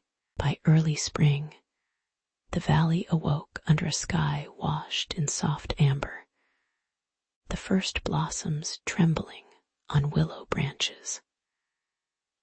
The depots, now sturdy shelters of timber and thatch, housed quiet conversations as cooks ladled broth into iron bowls, the steam rising like pale clouds. Children, their cheeks flushed by the mild sun, gathered twine to mend torn cloaks, while elders patched fur liners with practiced needlework. The once rattling sleds rested against posts, their wheels coated in a thin layer of dust instead of snow, and the camp's rhythm settled into a steady, unhurried pace. In the distance, the river sang a gentle rush over stones, its sound blending with the muted clink of armor being polished for the next season. Peace settled like a woolen blanket over the valley, each breath of the soldiers measured and content, as the valley's veins healed from the recent storm. With the blossoms full and the snow a memory, the chroniclers inscribed the winter's lessons onto fresh vellum, their ink dark against the pale parchment. They noted how sled logistics saved days of march, how fur-lined armor softened the bite of wind, and how fire-managed camps reduced the loss of supplies. These records were placed beside the depot's hearth, a quiet archive that future commanders could read while sipping warm ale. The Army's banners, now slightly faded, fluttered above the rebuilt walls, their colors muted yet steady, a reminder that triumph lies not in battle alone, but in the patience of reconstruction. As the valley's birds nested among the budding trees, the soldiers stood at the edge of the field, eyes on the horizon, aware that winter would return, yet confident their hands would meet it with learned steadiness. In that soft twilight, the valley seemed to exhale, and history, ever a tired observer, smiled at the human capacity to turn cold hardship into quiet mastery. At the first heavy snowfall, Brother Anselm stepped onto the stone courtyard of the abbey, feeling the cold settle like a thin veil over the valley. The monks' candles flickered against the gray light, and the wind whispered through cloister arches, stirring the loose straw on the floor.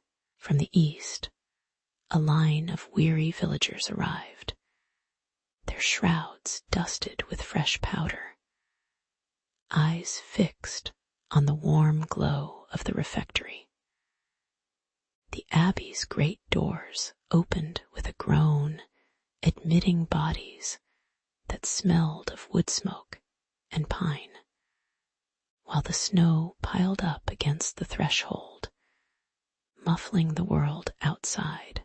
In the solemn quiet, Anselm noted the simple exchange of bread for shelter, a quiet pact between stone and flesh. Beyond the monastery, the stone walls of Castle Frosthaven rose stark against the falling flakes. Battlements already braced with timber shivers to keep the cold at bay. Guards tightened their cloaks, their breath forming brief clouds as they watched the villagers' trudging silhouettes merge with the landscape. A messenger from the castle rode in, bearing a curt note that the Lord would open the great hall to any who needed refuge, yet warned of limited provisions. Tension settled like the snow itself, a thin layer of expectation over the ancient rivalry between the cloistered monks and the feudal lords. The villagers, caught between the solemn austerity of the abbey and the guarded hospitality of the castle, exchanged nervous glances, their feet shifting on the icy path.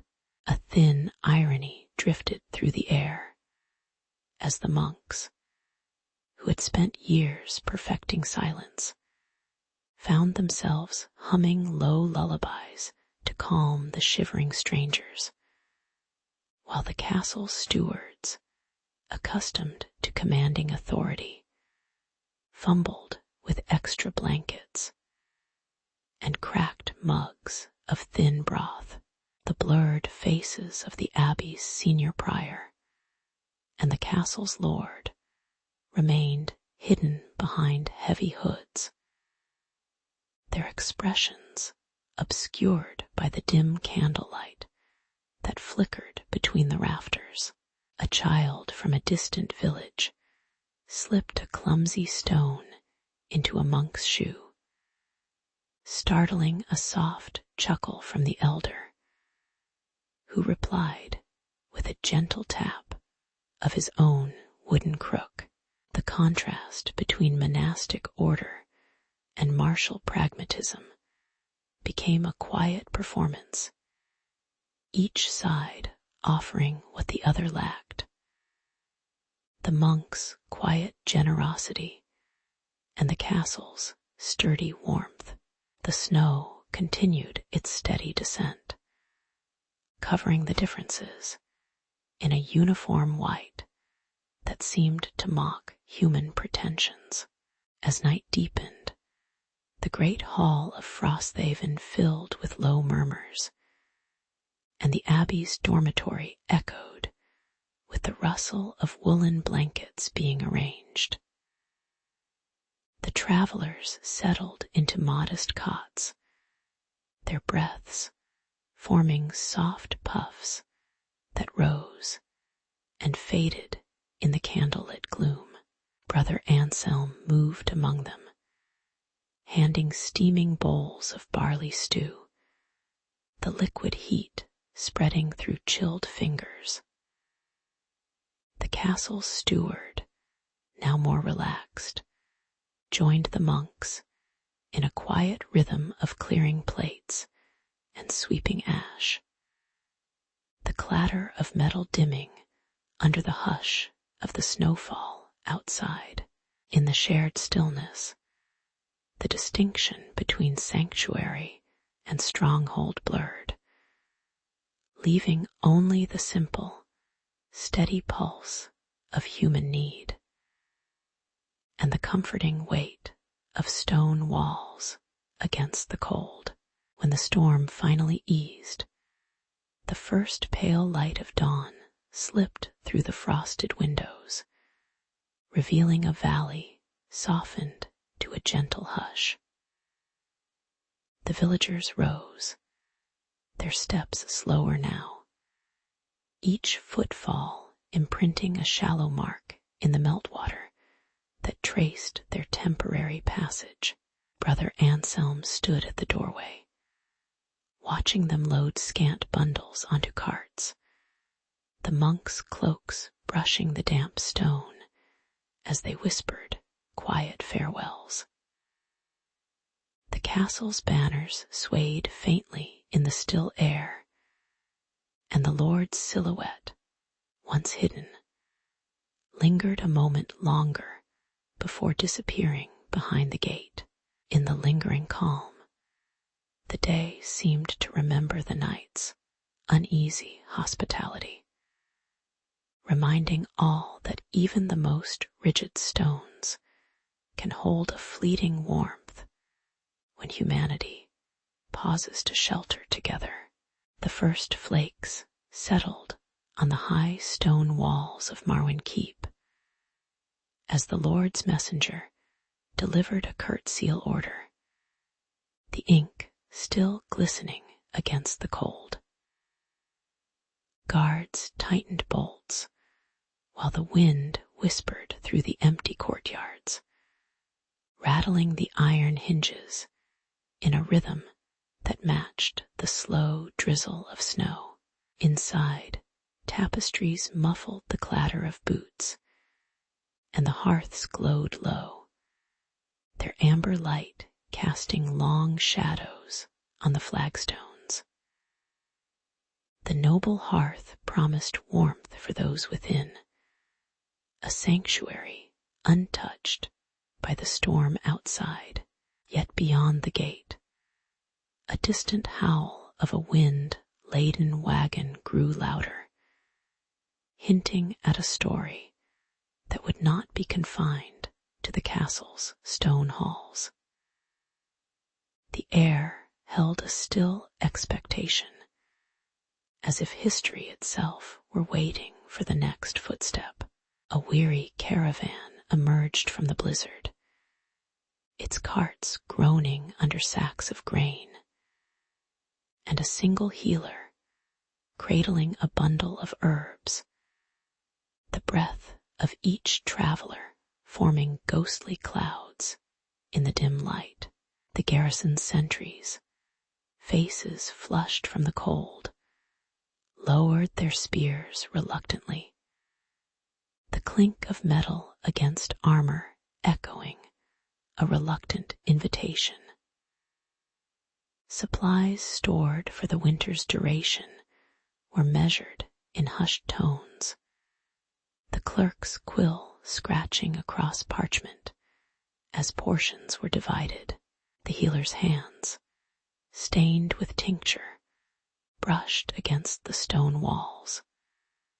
A quiet gesture that seemed to ask for more than food, perhaps understanding. A murmur rose among the soldiers, a blend of concern and curiosity, as the cold wind slipped through the newly opened gate, carrying the scent of pine and desperation. The moment stretched, a thin slice of time where duty and compassion intersected. Lord Marwyn, observing from his lofty chambers, watched the scene with a practiced indifference, the candlelight throwing his silhouette into a blur of shadow. The irony of a fortified keep, built to protect the privileged, now sharing its scarce stores with strangers, was not lost on the few who lingered near the great fireplace. A steward whispered that the castle's granaries were meant for the lord's retinue. Yet the empty mugs on the long table hinted at a shared thirst. The merchants, faces reddened by wind, laughed softly at the notion that a stone fortress could feel hunger, their chuckles rising like dry leaves in the fire's glow. The healer, unnoticed by the eyes of power, handed a spoonful of broth to a shivering boy, the simple act slipping past the grand designs of nobility. In that quiet exchange, the grandeur of the castle softened, revealing the mundane truth that survival often transcends rank. The night settled into a steady hush as the hearth's fire crackled, sending flecks of amber onto wooden benches where soldiers and travelers alike rested their elbows. Bread was broken in slow, deliberate motions, the crust yielding a warm scent that mingled with the faint aroma of dried lavender from the healer's satchel. Conversations drifted like the snowfall outside, soft, intermittent, and unhurried, touching on roots, harvests, and the gentle ache of homes left behind. A young squire polished a sword blade, the rhythmic scrape echoing the steady drip of melted ice from the eaves, while a merchant stitched a torn sleeve with practiced patience. The castle's stone, usually an unyielding barrier, seemed to exhale, its cold surface warmed by the collective presence of those who shared the shelter. Hours slipped by without urgency, leaving behind a tableau of quiet cooperation under the waning moon.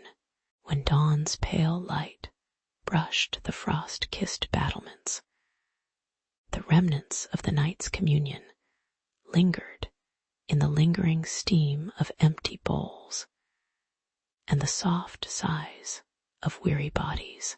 Lord Marwyn descended the great staircase, his boots silent on the carpet, the weight of his earlier decree softened by the sight of shared linens and lingering smiles.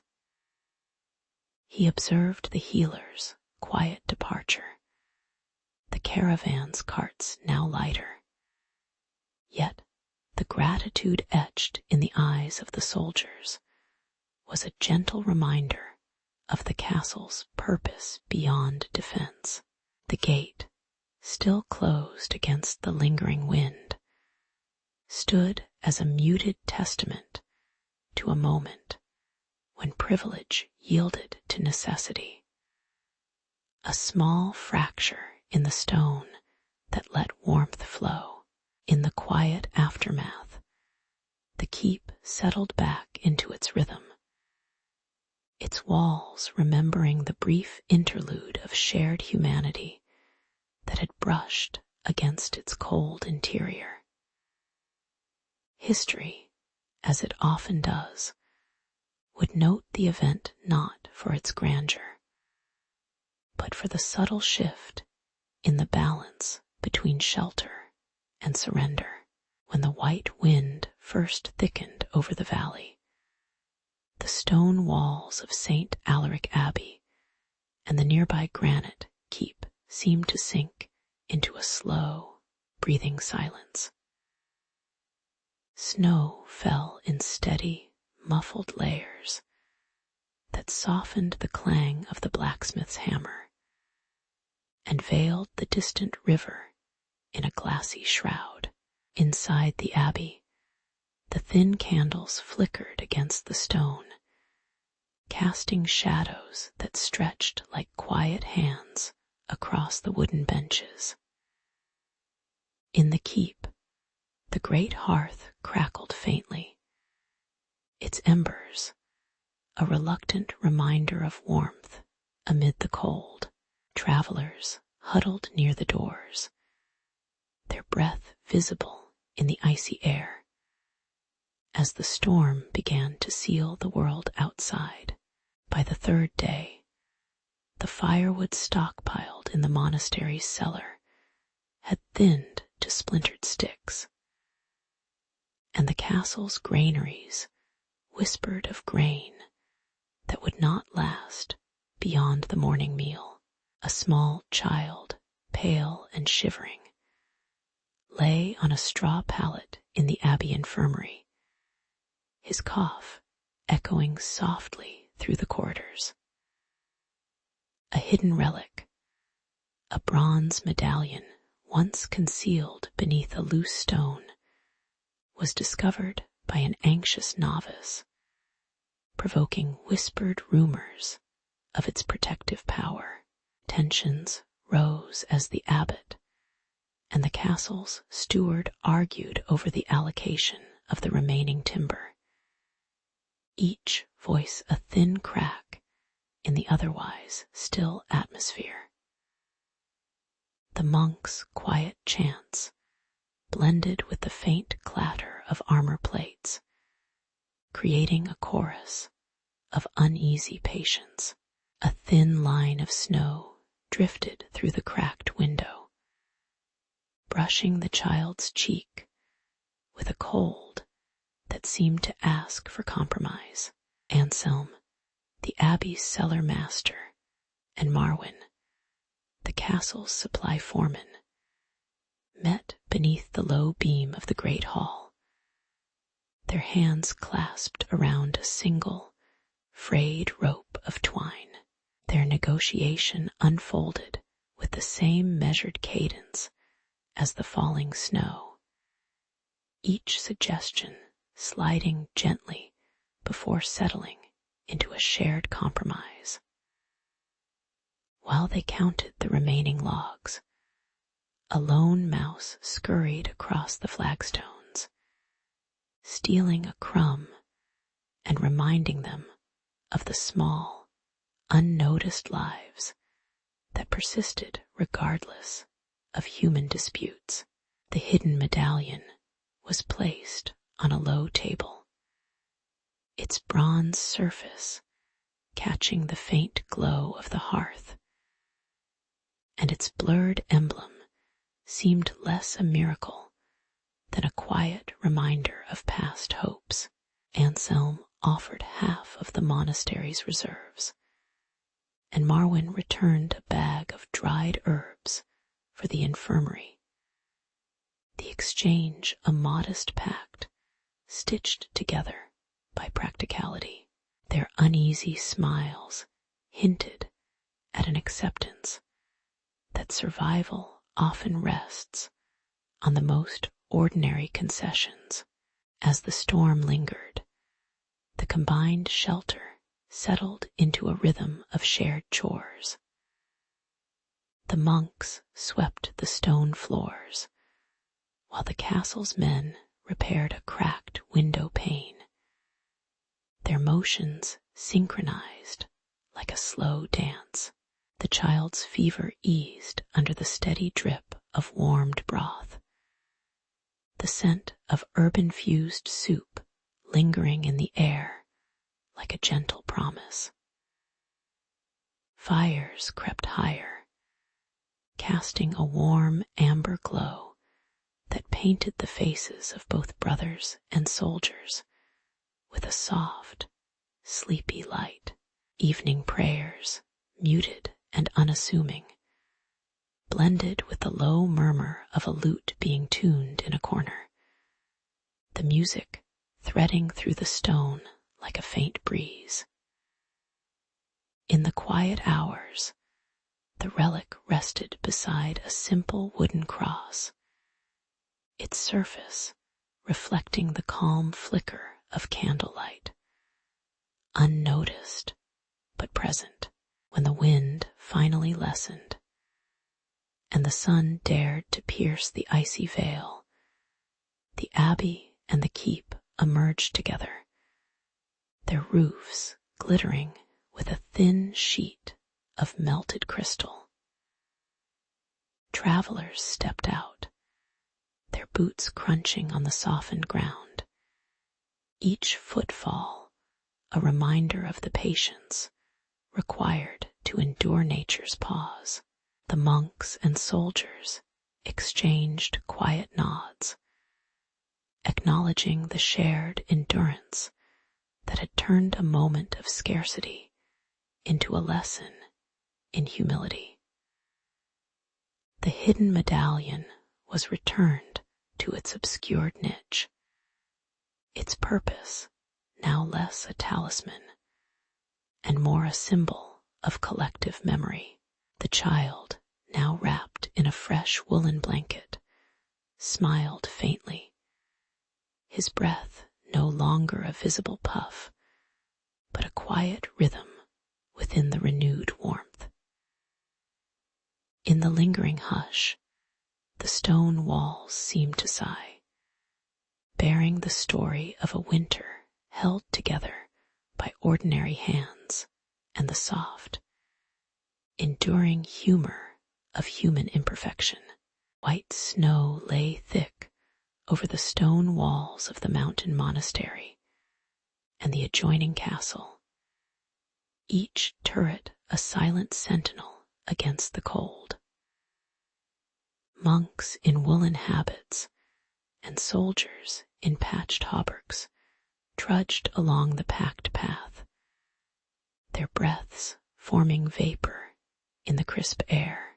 The low stone arches echoed the soft clack of wooden boots and the occasional muffled chant from the cloister. Lanterns flickered behind frosted shutters, casting amber pools on the frozen courtyards. A faint wind stirred the icicles, reminding everyone that winter was more than a season. It was an ever-present steward of patience.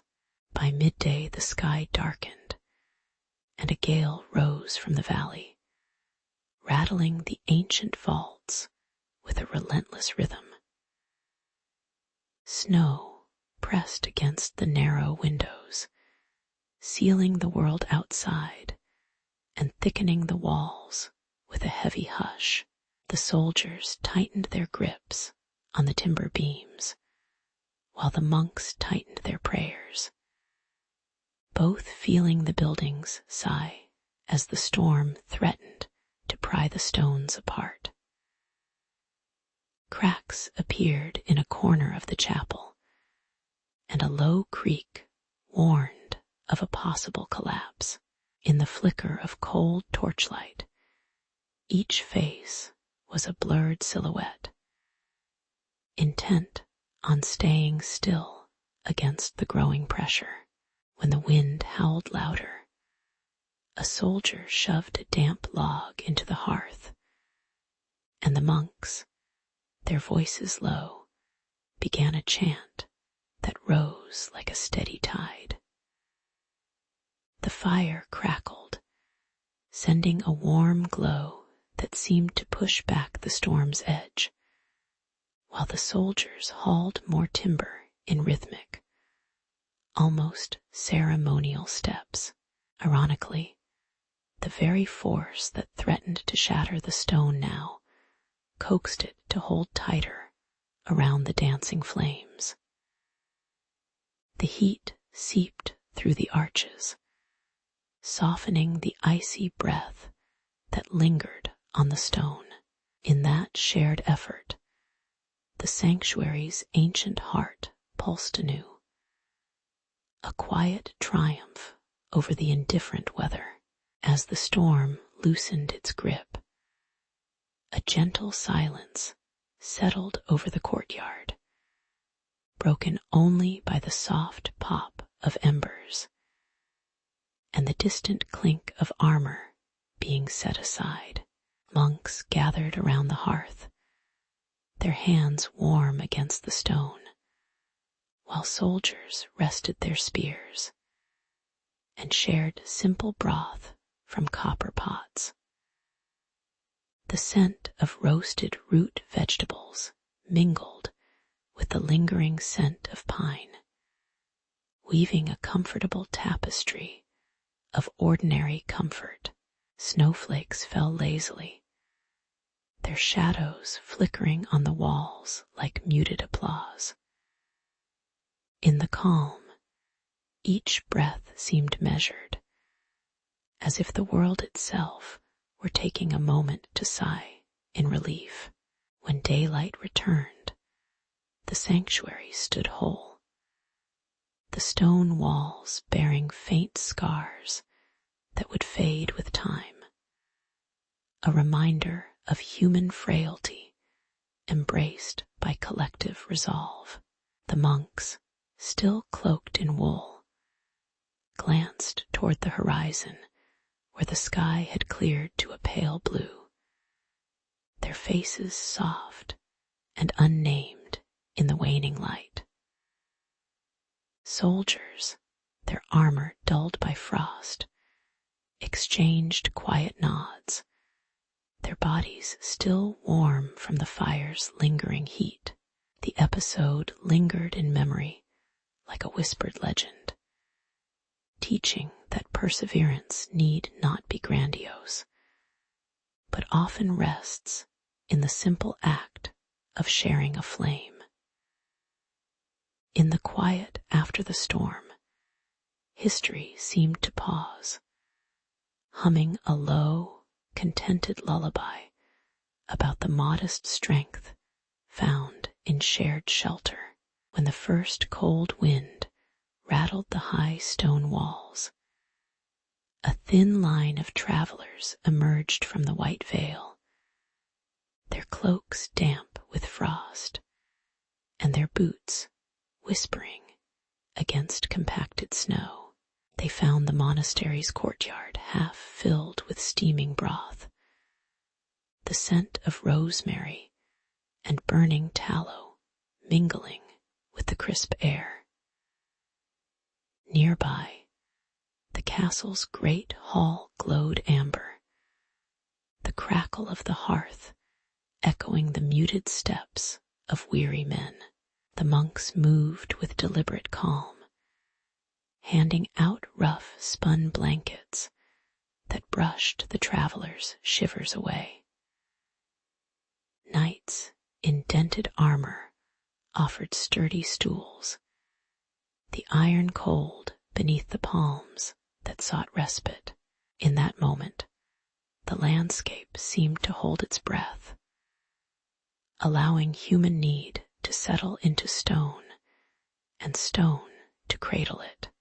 Night deepened, and the wind grew sharper, sending thin sheets of ice across the courtyard, each gust sounding like a distant sigh.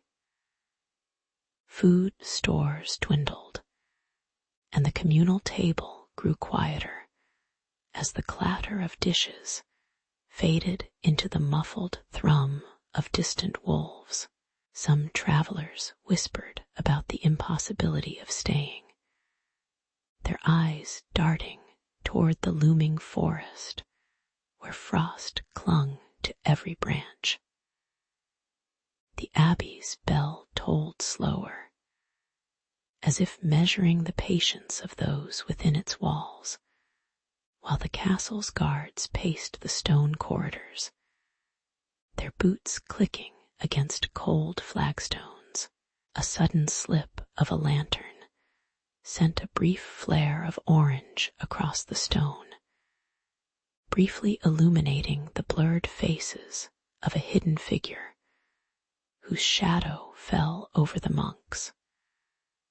Unseen, yet somehow present, tension lingered like the lingering cold in the air, a reminder that shelter was as fragile as the thin ice cracking underfoot. Amid the tension, a small irony unfolded. The monks, whose lives were marked by silent contemplation, began humming low chants while stirring the broth, a sound that seemed to warm more than the fire ever could. The knights, usually bound by duty to wield steel, set aside their swords to mend a torn blanket, their rough hands surprisingly gentle as they stitched with needle and thread. A wandering minstrel, his breath visible in the dim light, offered a song that lingered like a mellow hum, the melody drifting over the stone arches and softening the sharp edges of fear. Even the unseen holy figure, whose silhouette was swallowed by the dim glow, seemed to watch with a hidden smile. Its presence felt only in the fleeting flicker of candlelight on polished wood. Laughter, low and weary, rose from the long tables, mingling with the crackle of fire, and the stark contrast between the harsh winter and the warm camaraderie became a quiet joke among those who survived. The irony lay in how survival turned formal roles into ordinary gestures, each gesture a testament to the humanity that persisted beneath cloaks and armor. When the first thaw arrived, the snow receded in slow, sighing waves, revealing the moss-soft earth beneath the monastery's garden and the damp stone steps of the castle's outer courtyard. Travelers gathered their bundles, their fingers tracing the worn grain of wooden chairs that had supported them through countless nights, a tactile reminder of shared endurance. The monks closed the great wooden doors with a soft thud, the sound echoing like a final chord, while the knights raised their banners in a quiet salute, the fabric rustling like distant leaves. Faces, still slightly blurred by the low evening light, exchanged nods that spoke of unspoken gratitude, each smile a muted echo of the winter's trials. The alliance forged in cold silence now stood plainly in the warm glow of the sunrise. The stone structures, holding the memory of footsteps pressed into snow that would soon melt away.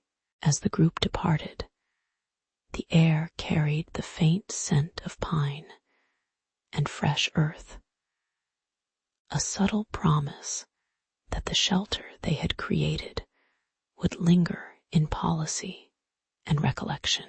Years later, chroniclers would note the subtle shift in regional decrees, citing the winter of that silent valley as the moment when monasteries and castles agreed to designate shared spaces for wayfarers. The parchment records describe meetings held in the same hall where broth had once been ladled, the ink smudged by damp fingers that remembered the chill of stone.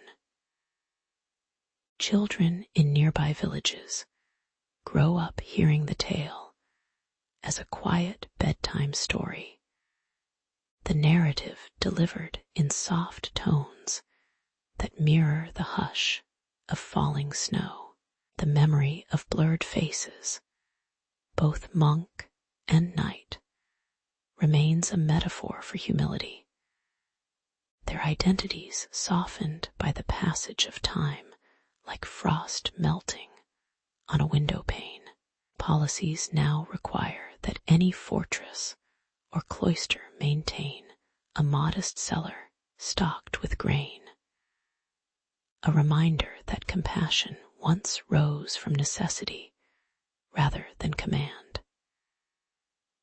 In the end, the legacy rests not in grand monuments, but in the gentle, enduring habit of leaving a chair open for the next traveler, a small act that continues to warm the coldest of nights.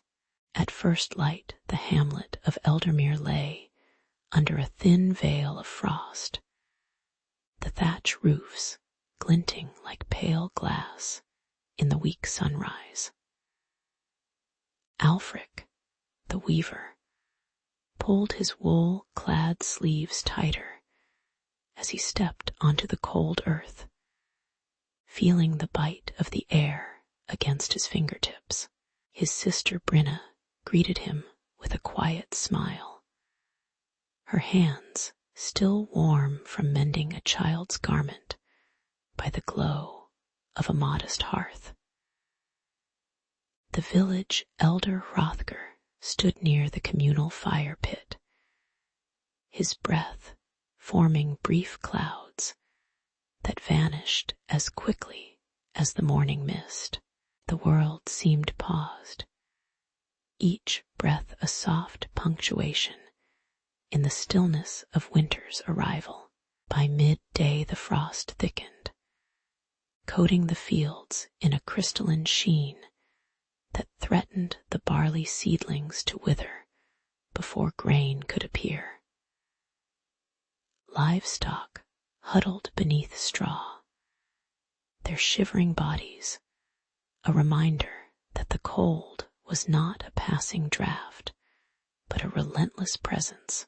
Alfric watched the wool from his loom stiffen in the air, the fibers quivering as if sharing the fear of the villagers. Brinna counted the dwindling embers in the hearth, noting each one that sputtered out under the drafty windows. Hrothgar's voice, low and measured, warned that without collective effort, the cold could gnaw through both wood and will. In response, the villagers gathered pine branches and layered them against the doorways, a simple yet stubborn armor against the wind. Alfric fashioned a patchwork cloak from reclaimed fabrics, stitching the seams with a practiced hand that turned the act of weaving into a quiet protest. Brinna turned a cracked stone basin into a makeshift water heater, placing hot stones that glowed orange, their heat radiating like a modest sun in the dim hall.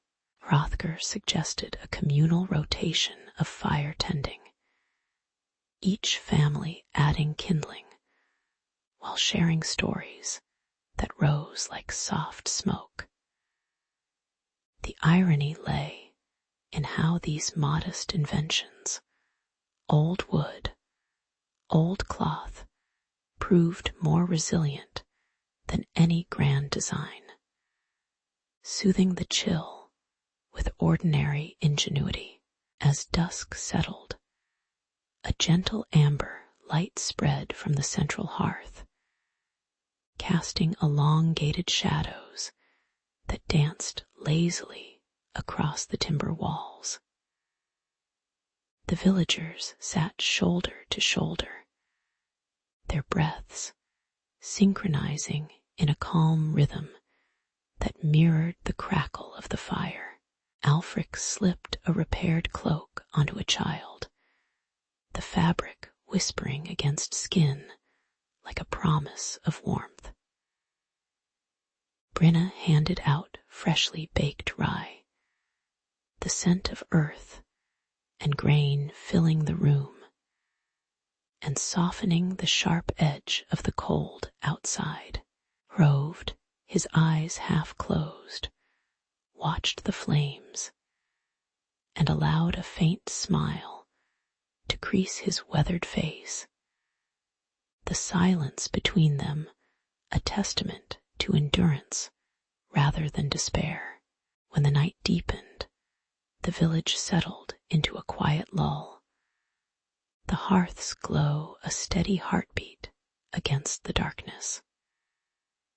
In the quiet, each person reflected on the day's small triumphs, realizing that the cold had been met not with grand ceremonies, but with patient hands and shared warmth. Alfric sensed that his loom would continue to spin stories into fabric, each thread a reminder of resilience.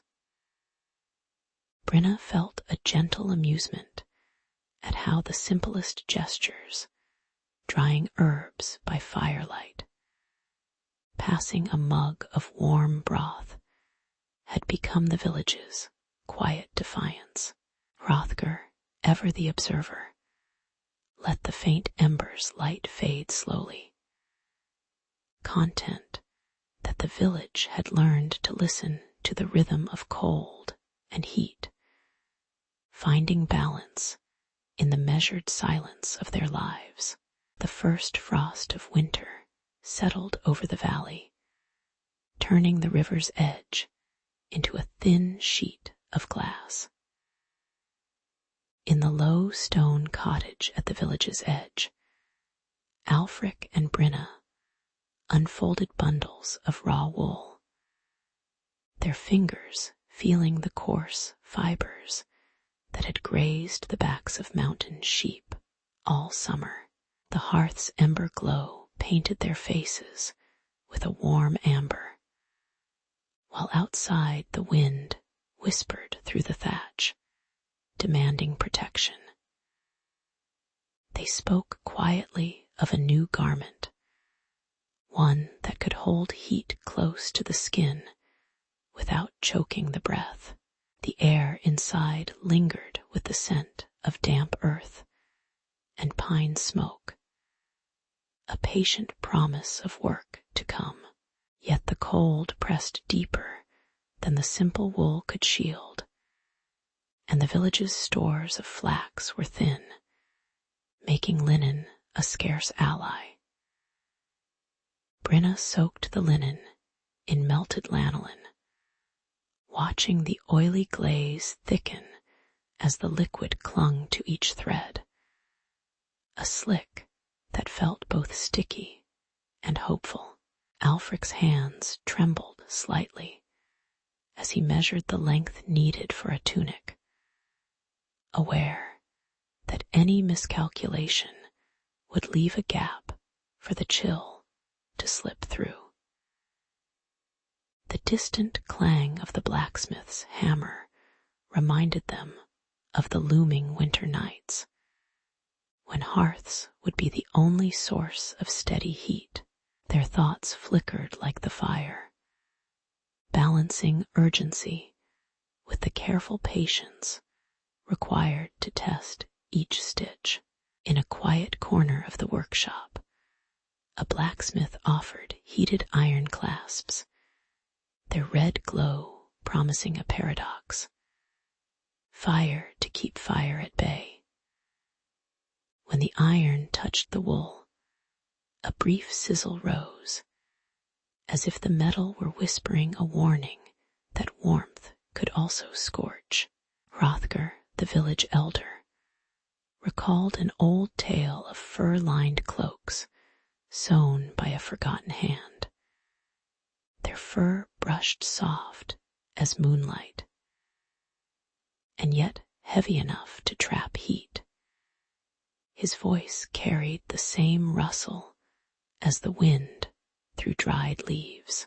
The irony lingered. Old fur, heavy and cumbersome, now sharing space with light, iron-kissed seams.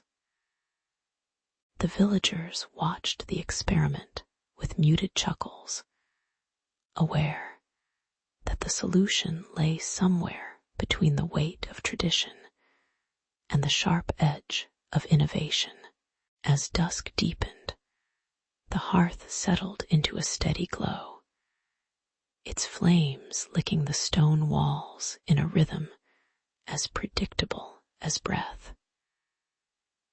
Alfric draped the newly stitched tunic over a wooden peg, the layered fabric rustling softly, while Brenna adjusted the iron clasps, feeling the warm metal cool to a comforting temperature. The community gathered, hands wrapped around mugs of thin broth, eyes half closed, listening to the crackle that seemed to stitch the room together. The layered tunics, now completed, rested against the backs of those who wore them, each layer a quiet promise of retained heat. In this moment, the tension eased, replaced by a gentle acceptance that the cold could be met with both old fur and new metal, each serving its modest part. When the night finally fell, the village lay under a blanket of stillness, the only movement the slow rise of smoke from the hearths. Hrothgar, his beard dusted with ash, traced the outline of the fur-lined cloaks hanging beside the iron-clasped tunics, his mind weighing the weight of heritage against the spark of invention. Alfric and Brenna, now seated on rough benches, felt the fabric against their skin, a subtle warmth that seemed to echo the quiet perseverance of their ancestors. The lesson settled like a soft ash. Progress does not erase tradition, but folds it into new patterns, each thread a reminder of human patience. As the village slept, the cold outside remained, yet inside, layered hope kept the chill at a respectful distance, a modest triumph whispered by weary hands. On a gray morning, the village gathered around the central hearth, where the low crackle of burning oak filled the low-ceilinged hall. Leofric, the blacksmith with soot-stained sleeves, unrolled a sketch of a double-chamber stove that promised to carry heat through stone channels beneath the benches. The villagers watched the iron ribs of the new hearth as the smith lifted a heavy slab, the stone cool to the palm, yet promising warmth deep within. A quiet murmur rose as the stove was positioned, its twin chambers ready to catch a flame, and spread it like a slow river. Light flickered on the faces of women and children, their breaths forming small clouds in the chill air that still lingered beyond the fire. Soon, the neighboring hamlet sent a small group of curious eyes, their cloaks damp from the cold wind that swept across the valley. Whispers of envy slipped through the crowd as the strangers measured the stone channels with careful fingers, noting the clever wind catcher perched atop the roof. Leofric felt the weight of expectation settle on his shoulders, the iron in his chest tightening like a drawn bow. The villagers, though hospitable, sensed an undercurrent of rivalry, each ember in the hearth glowing a little brighter, as if to prove its worth. Tension settled like dust on the wooden beams, a reminder that progress often invites quiet competition. When the wind catcher caught the first gust, a thin stream of cold air was pulled into the lower chamber, feeding the fire with a controlled breath. Ironically, the very chill that fed the blaze also made the flames dance erratically, as if the fire were startled by its own nourishment. Leofric adjusted the stone valves with a practiced hand, his gruff voice barely rising above the hiss of the shifting heat. The villagers smiled at the subtle comedy of a fire that needed cold to stay warm, their eyes soft with the realization of nature's paradoxes. The scene unfolded with a gentle humor, the hearth's secret fire becoming a quiet lesson in balance. As dusk settled, the stone channels radiated a steady warmth that seeped into the benches and the backs of the listeners. Children nestled against the walls, their small hands resting on the warm stone, while elders shared stories that seemed to melt into the amber glow. The wind catcher continued its silent work, drawing the night air above the thatch while the fire steadied, a calm rhythm that matched the slow ticking of a wooden clock on the wall. Leofric leaned back, his eyes tracing the orange tongues of flame, feeling a quiet contentment in the simple success of his invention. The hall breathed a collective sigh, the harsh wind outside softened by the steady hearth within. When the night grew deep, the villagers lingered a little longer, each person carrying a private sense of gratitude for the shared heat. The fire's glow reminded them that knowledge, like a stone conduit, spreads its warmth when allowed to flow freely. Leofric's modest pride settled into a humble acknowledgement that the true value lay not in the cleverness of the stove, but in the comfort it gave to all who gathered.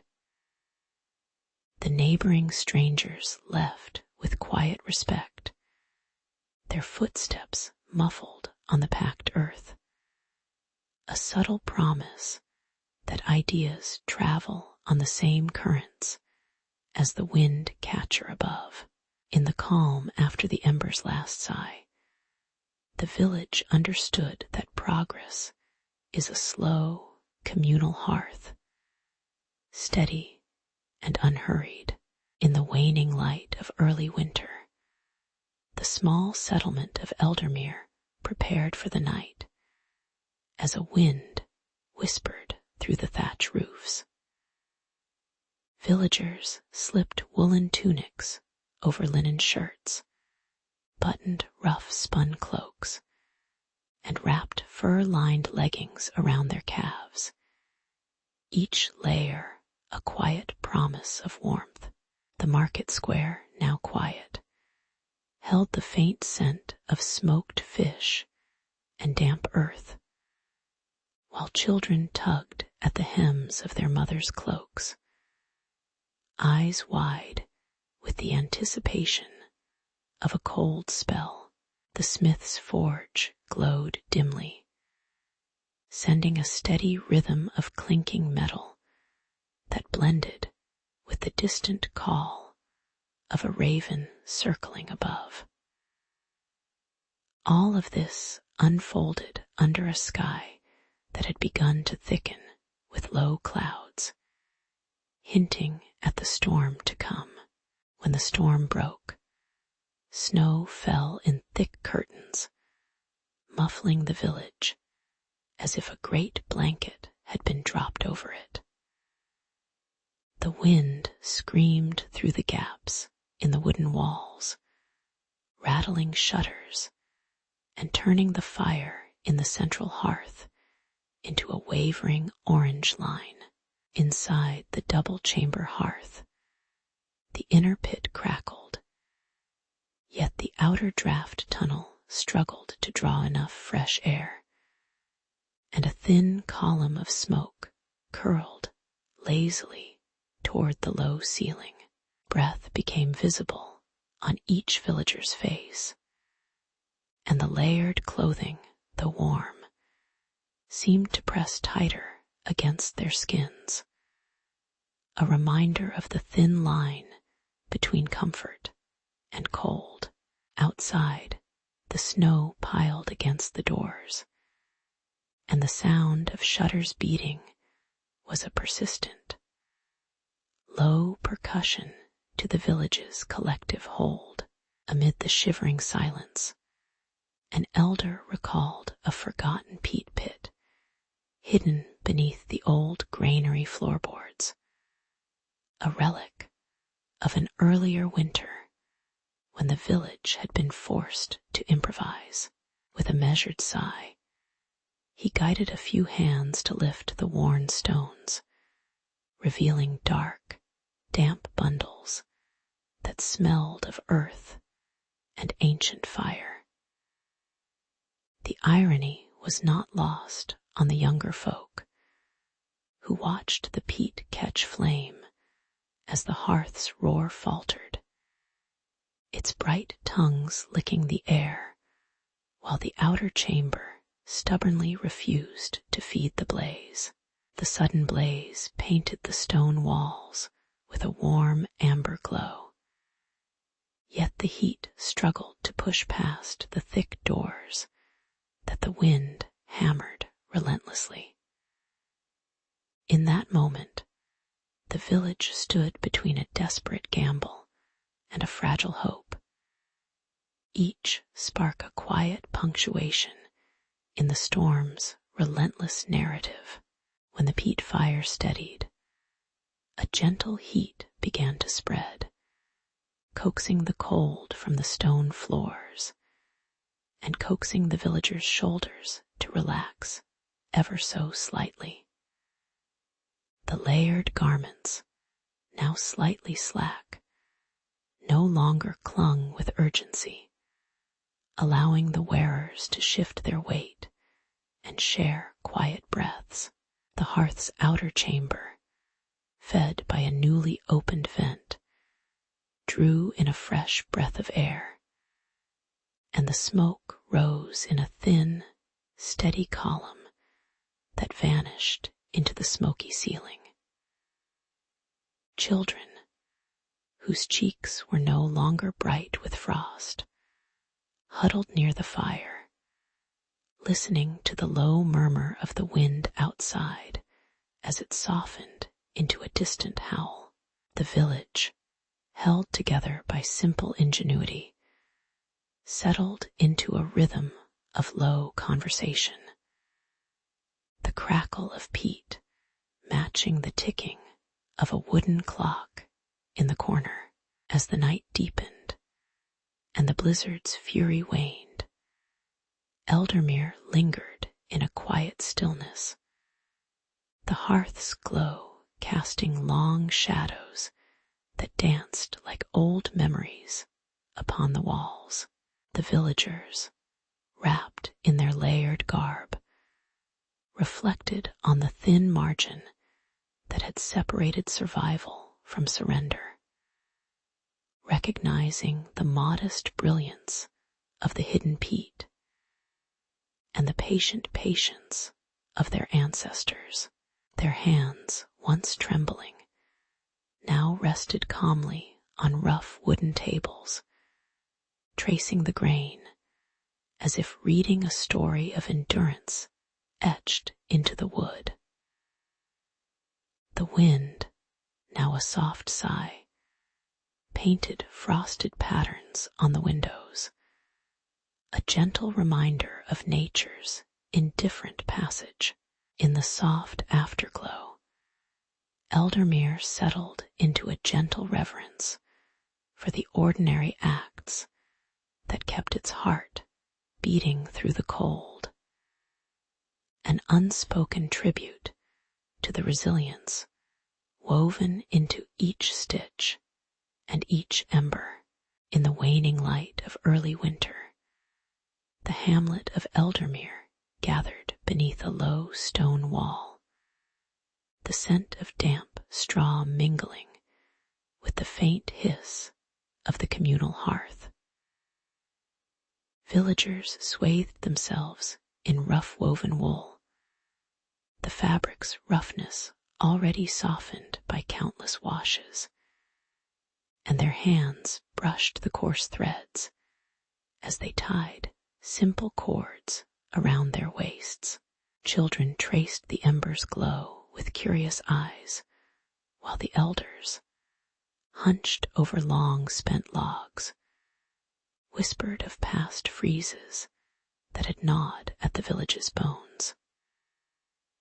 The air held a steady chill that settled on skin like a thin veil. Yet the rhythm of ordinary chores, mending, grinding, and sharing modest meals continued with a measured patience. This quiet preparation formed the first layer of safety against the night's inevitable bite. When the wind shifted, a sharp gust tore through the open lanes, scattering loose thatch and rattling the shutters of timbered homes. The hearth, though fed daily, coughed and sputtered as the draught stole heat, casting fickle shadows that danced over the walls like nervous phantoms. People pulled their cloaks tighter, feeling the cold seep through seams, while the crackling of fire grew intermittent, each pause a reminder of fragility. Alfric, the village smith, stared at the stubborn embers, his breath forming thin clouds that vanished before reaching the flame. The tension rose as the storm's howl pressed against the village, making the simple act of staying warm feel like a precarious balancing act on a razor's edge. Amid the shivering, an uneasy smile spread across Alfric's face when a young apprentice offered a bundle of woven reeds, fresh from the riverbank, to line the hearth space. The reeds, when arranged carefully, created an unexpected barrier, redirecting the draft and allowing the fire to breathe more evenly. The modest, improvised solution sparked a quiet chuckle among the gathered folk. Simultaneously, the woolen garments, once considered merely protective against wind, revealed a hidden warmth as the layers trapped lingering heat, proving that the humble fabric held more merit than its plain appearance suggested. The community, observing this modest ingenuity, exchanged knowing glances, their laughter soft and unhurried, as if the storm itself had been coaxed into a brief pause. In that moment, the irony of simple, age-old materials outperforming grander ambitions settled like ash upon the hearth, soothing the collective breath. When the wind finally relented, the sky cleared to a muted amber, and the hearth glowed steady, its flames licking the newly lined stones with a steady, comforting rhythm. Villagers settled onto rough-hewn benches, the heat seeping into their shoulders, while the scent of simmering stew rose, mingling with the faint perfume of fresh pine from the surrounding woods. Conversations drifted lazily, each voice a low murmur that blended with the occasional pop of burning wood, creating a soundscape of contented stillness. Alfric, his hands still warm from the forge, observed the scene with a quiet pride, noting how the shared effort had transformed a night of peril into a testament of communal resilience. The calm that followed felt like a gentle sigh, the village's pulse sinking with the steady glow of the fire, each moment stretching thinly into the next, as dawn brushed the rooftops with a soft, honeyed light. Alfric gathered his apprentices around the hearth, the embers' low heat framing his weather-worn face, which remained indistinct against the glowing backdrop. He spoke slowly of the woven fabrics, the reed barriers, and the patience required to coax fire from stubborn logs, his tone measured like the ticking of a distant clock. The apprentices, eyes half closed in drowsy attention, traced the lines of his hands as he demonstrated the placement of a new iron grate, their fingers feeling the cool metal under the lingering warmth. With each lesson, the quiet promise that future winters would be met with prepared hands settled into the village's collective memory, a subtle assurance that the cold would no longer dictate their fate.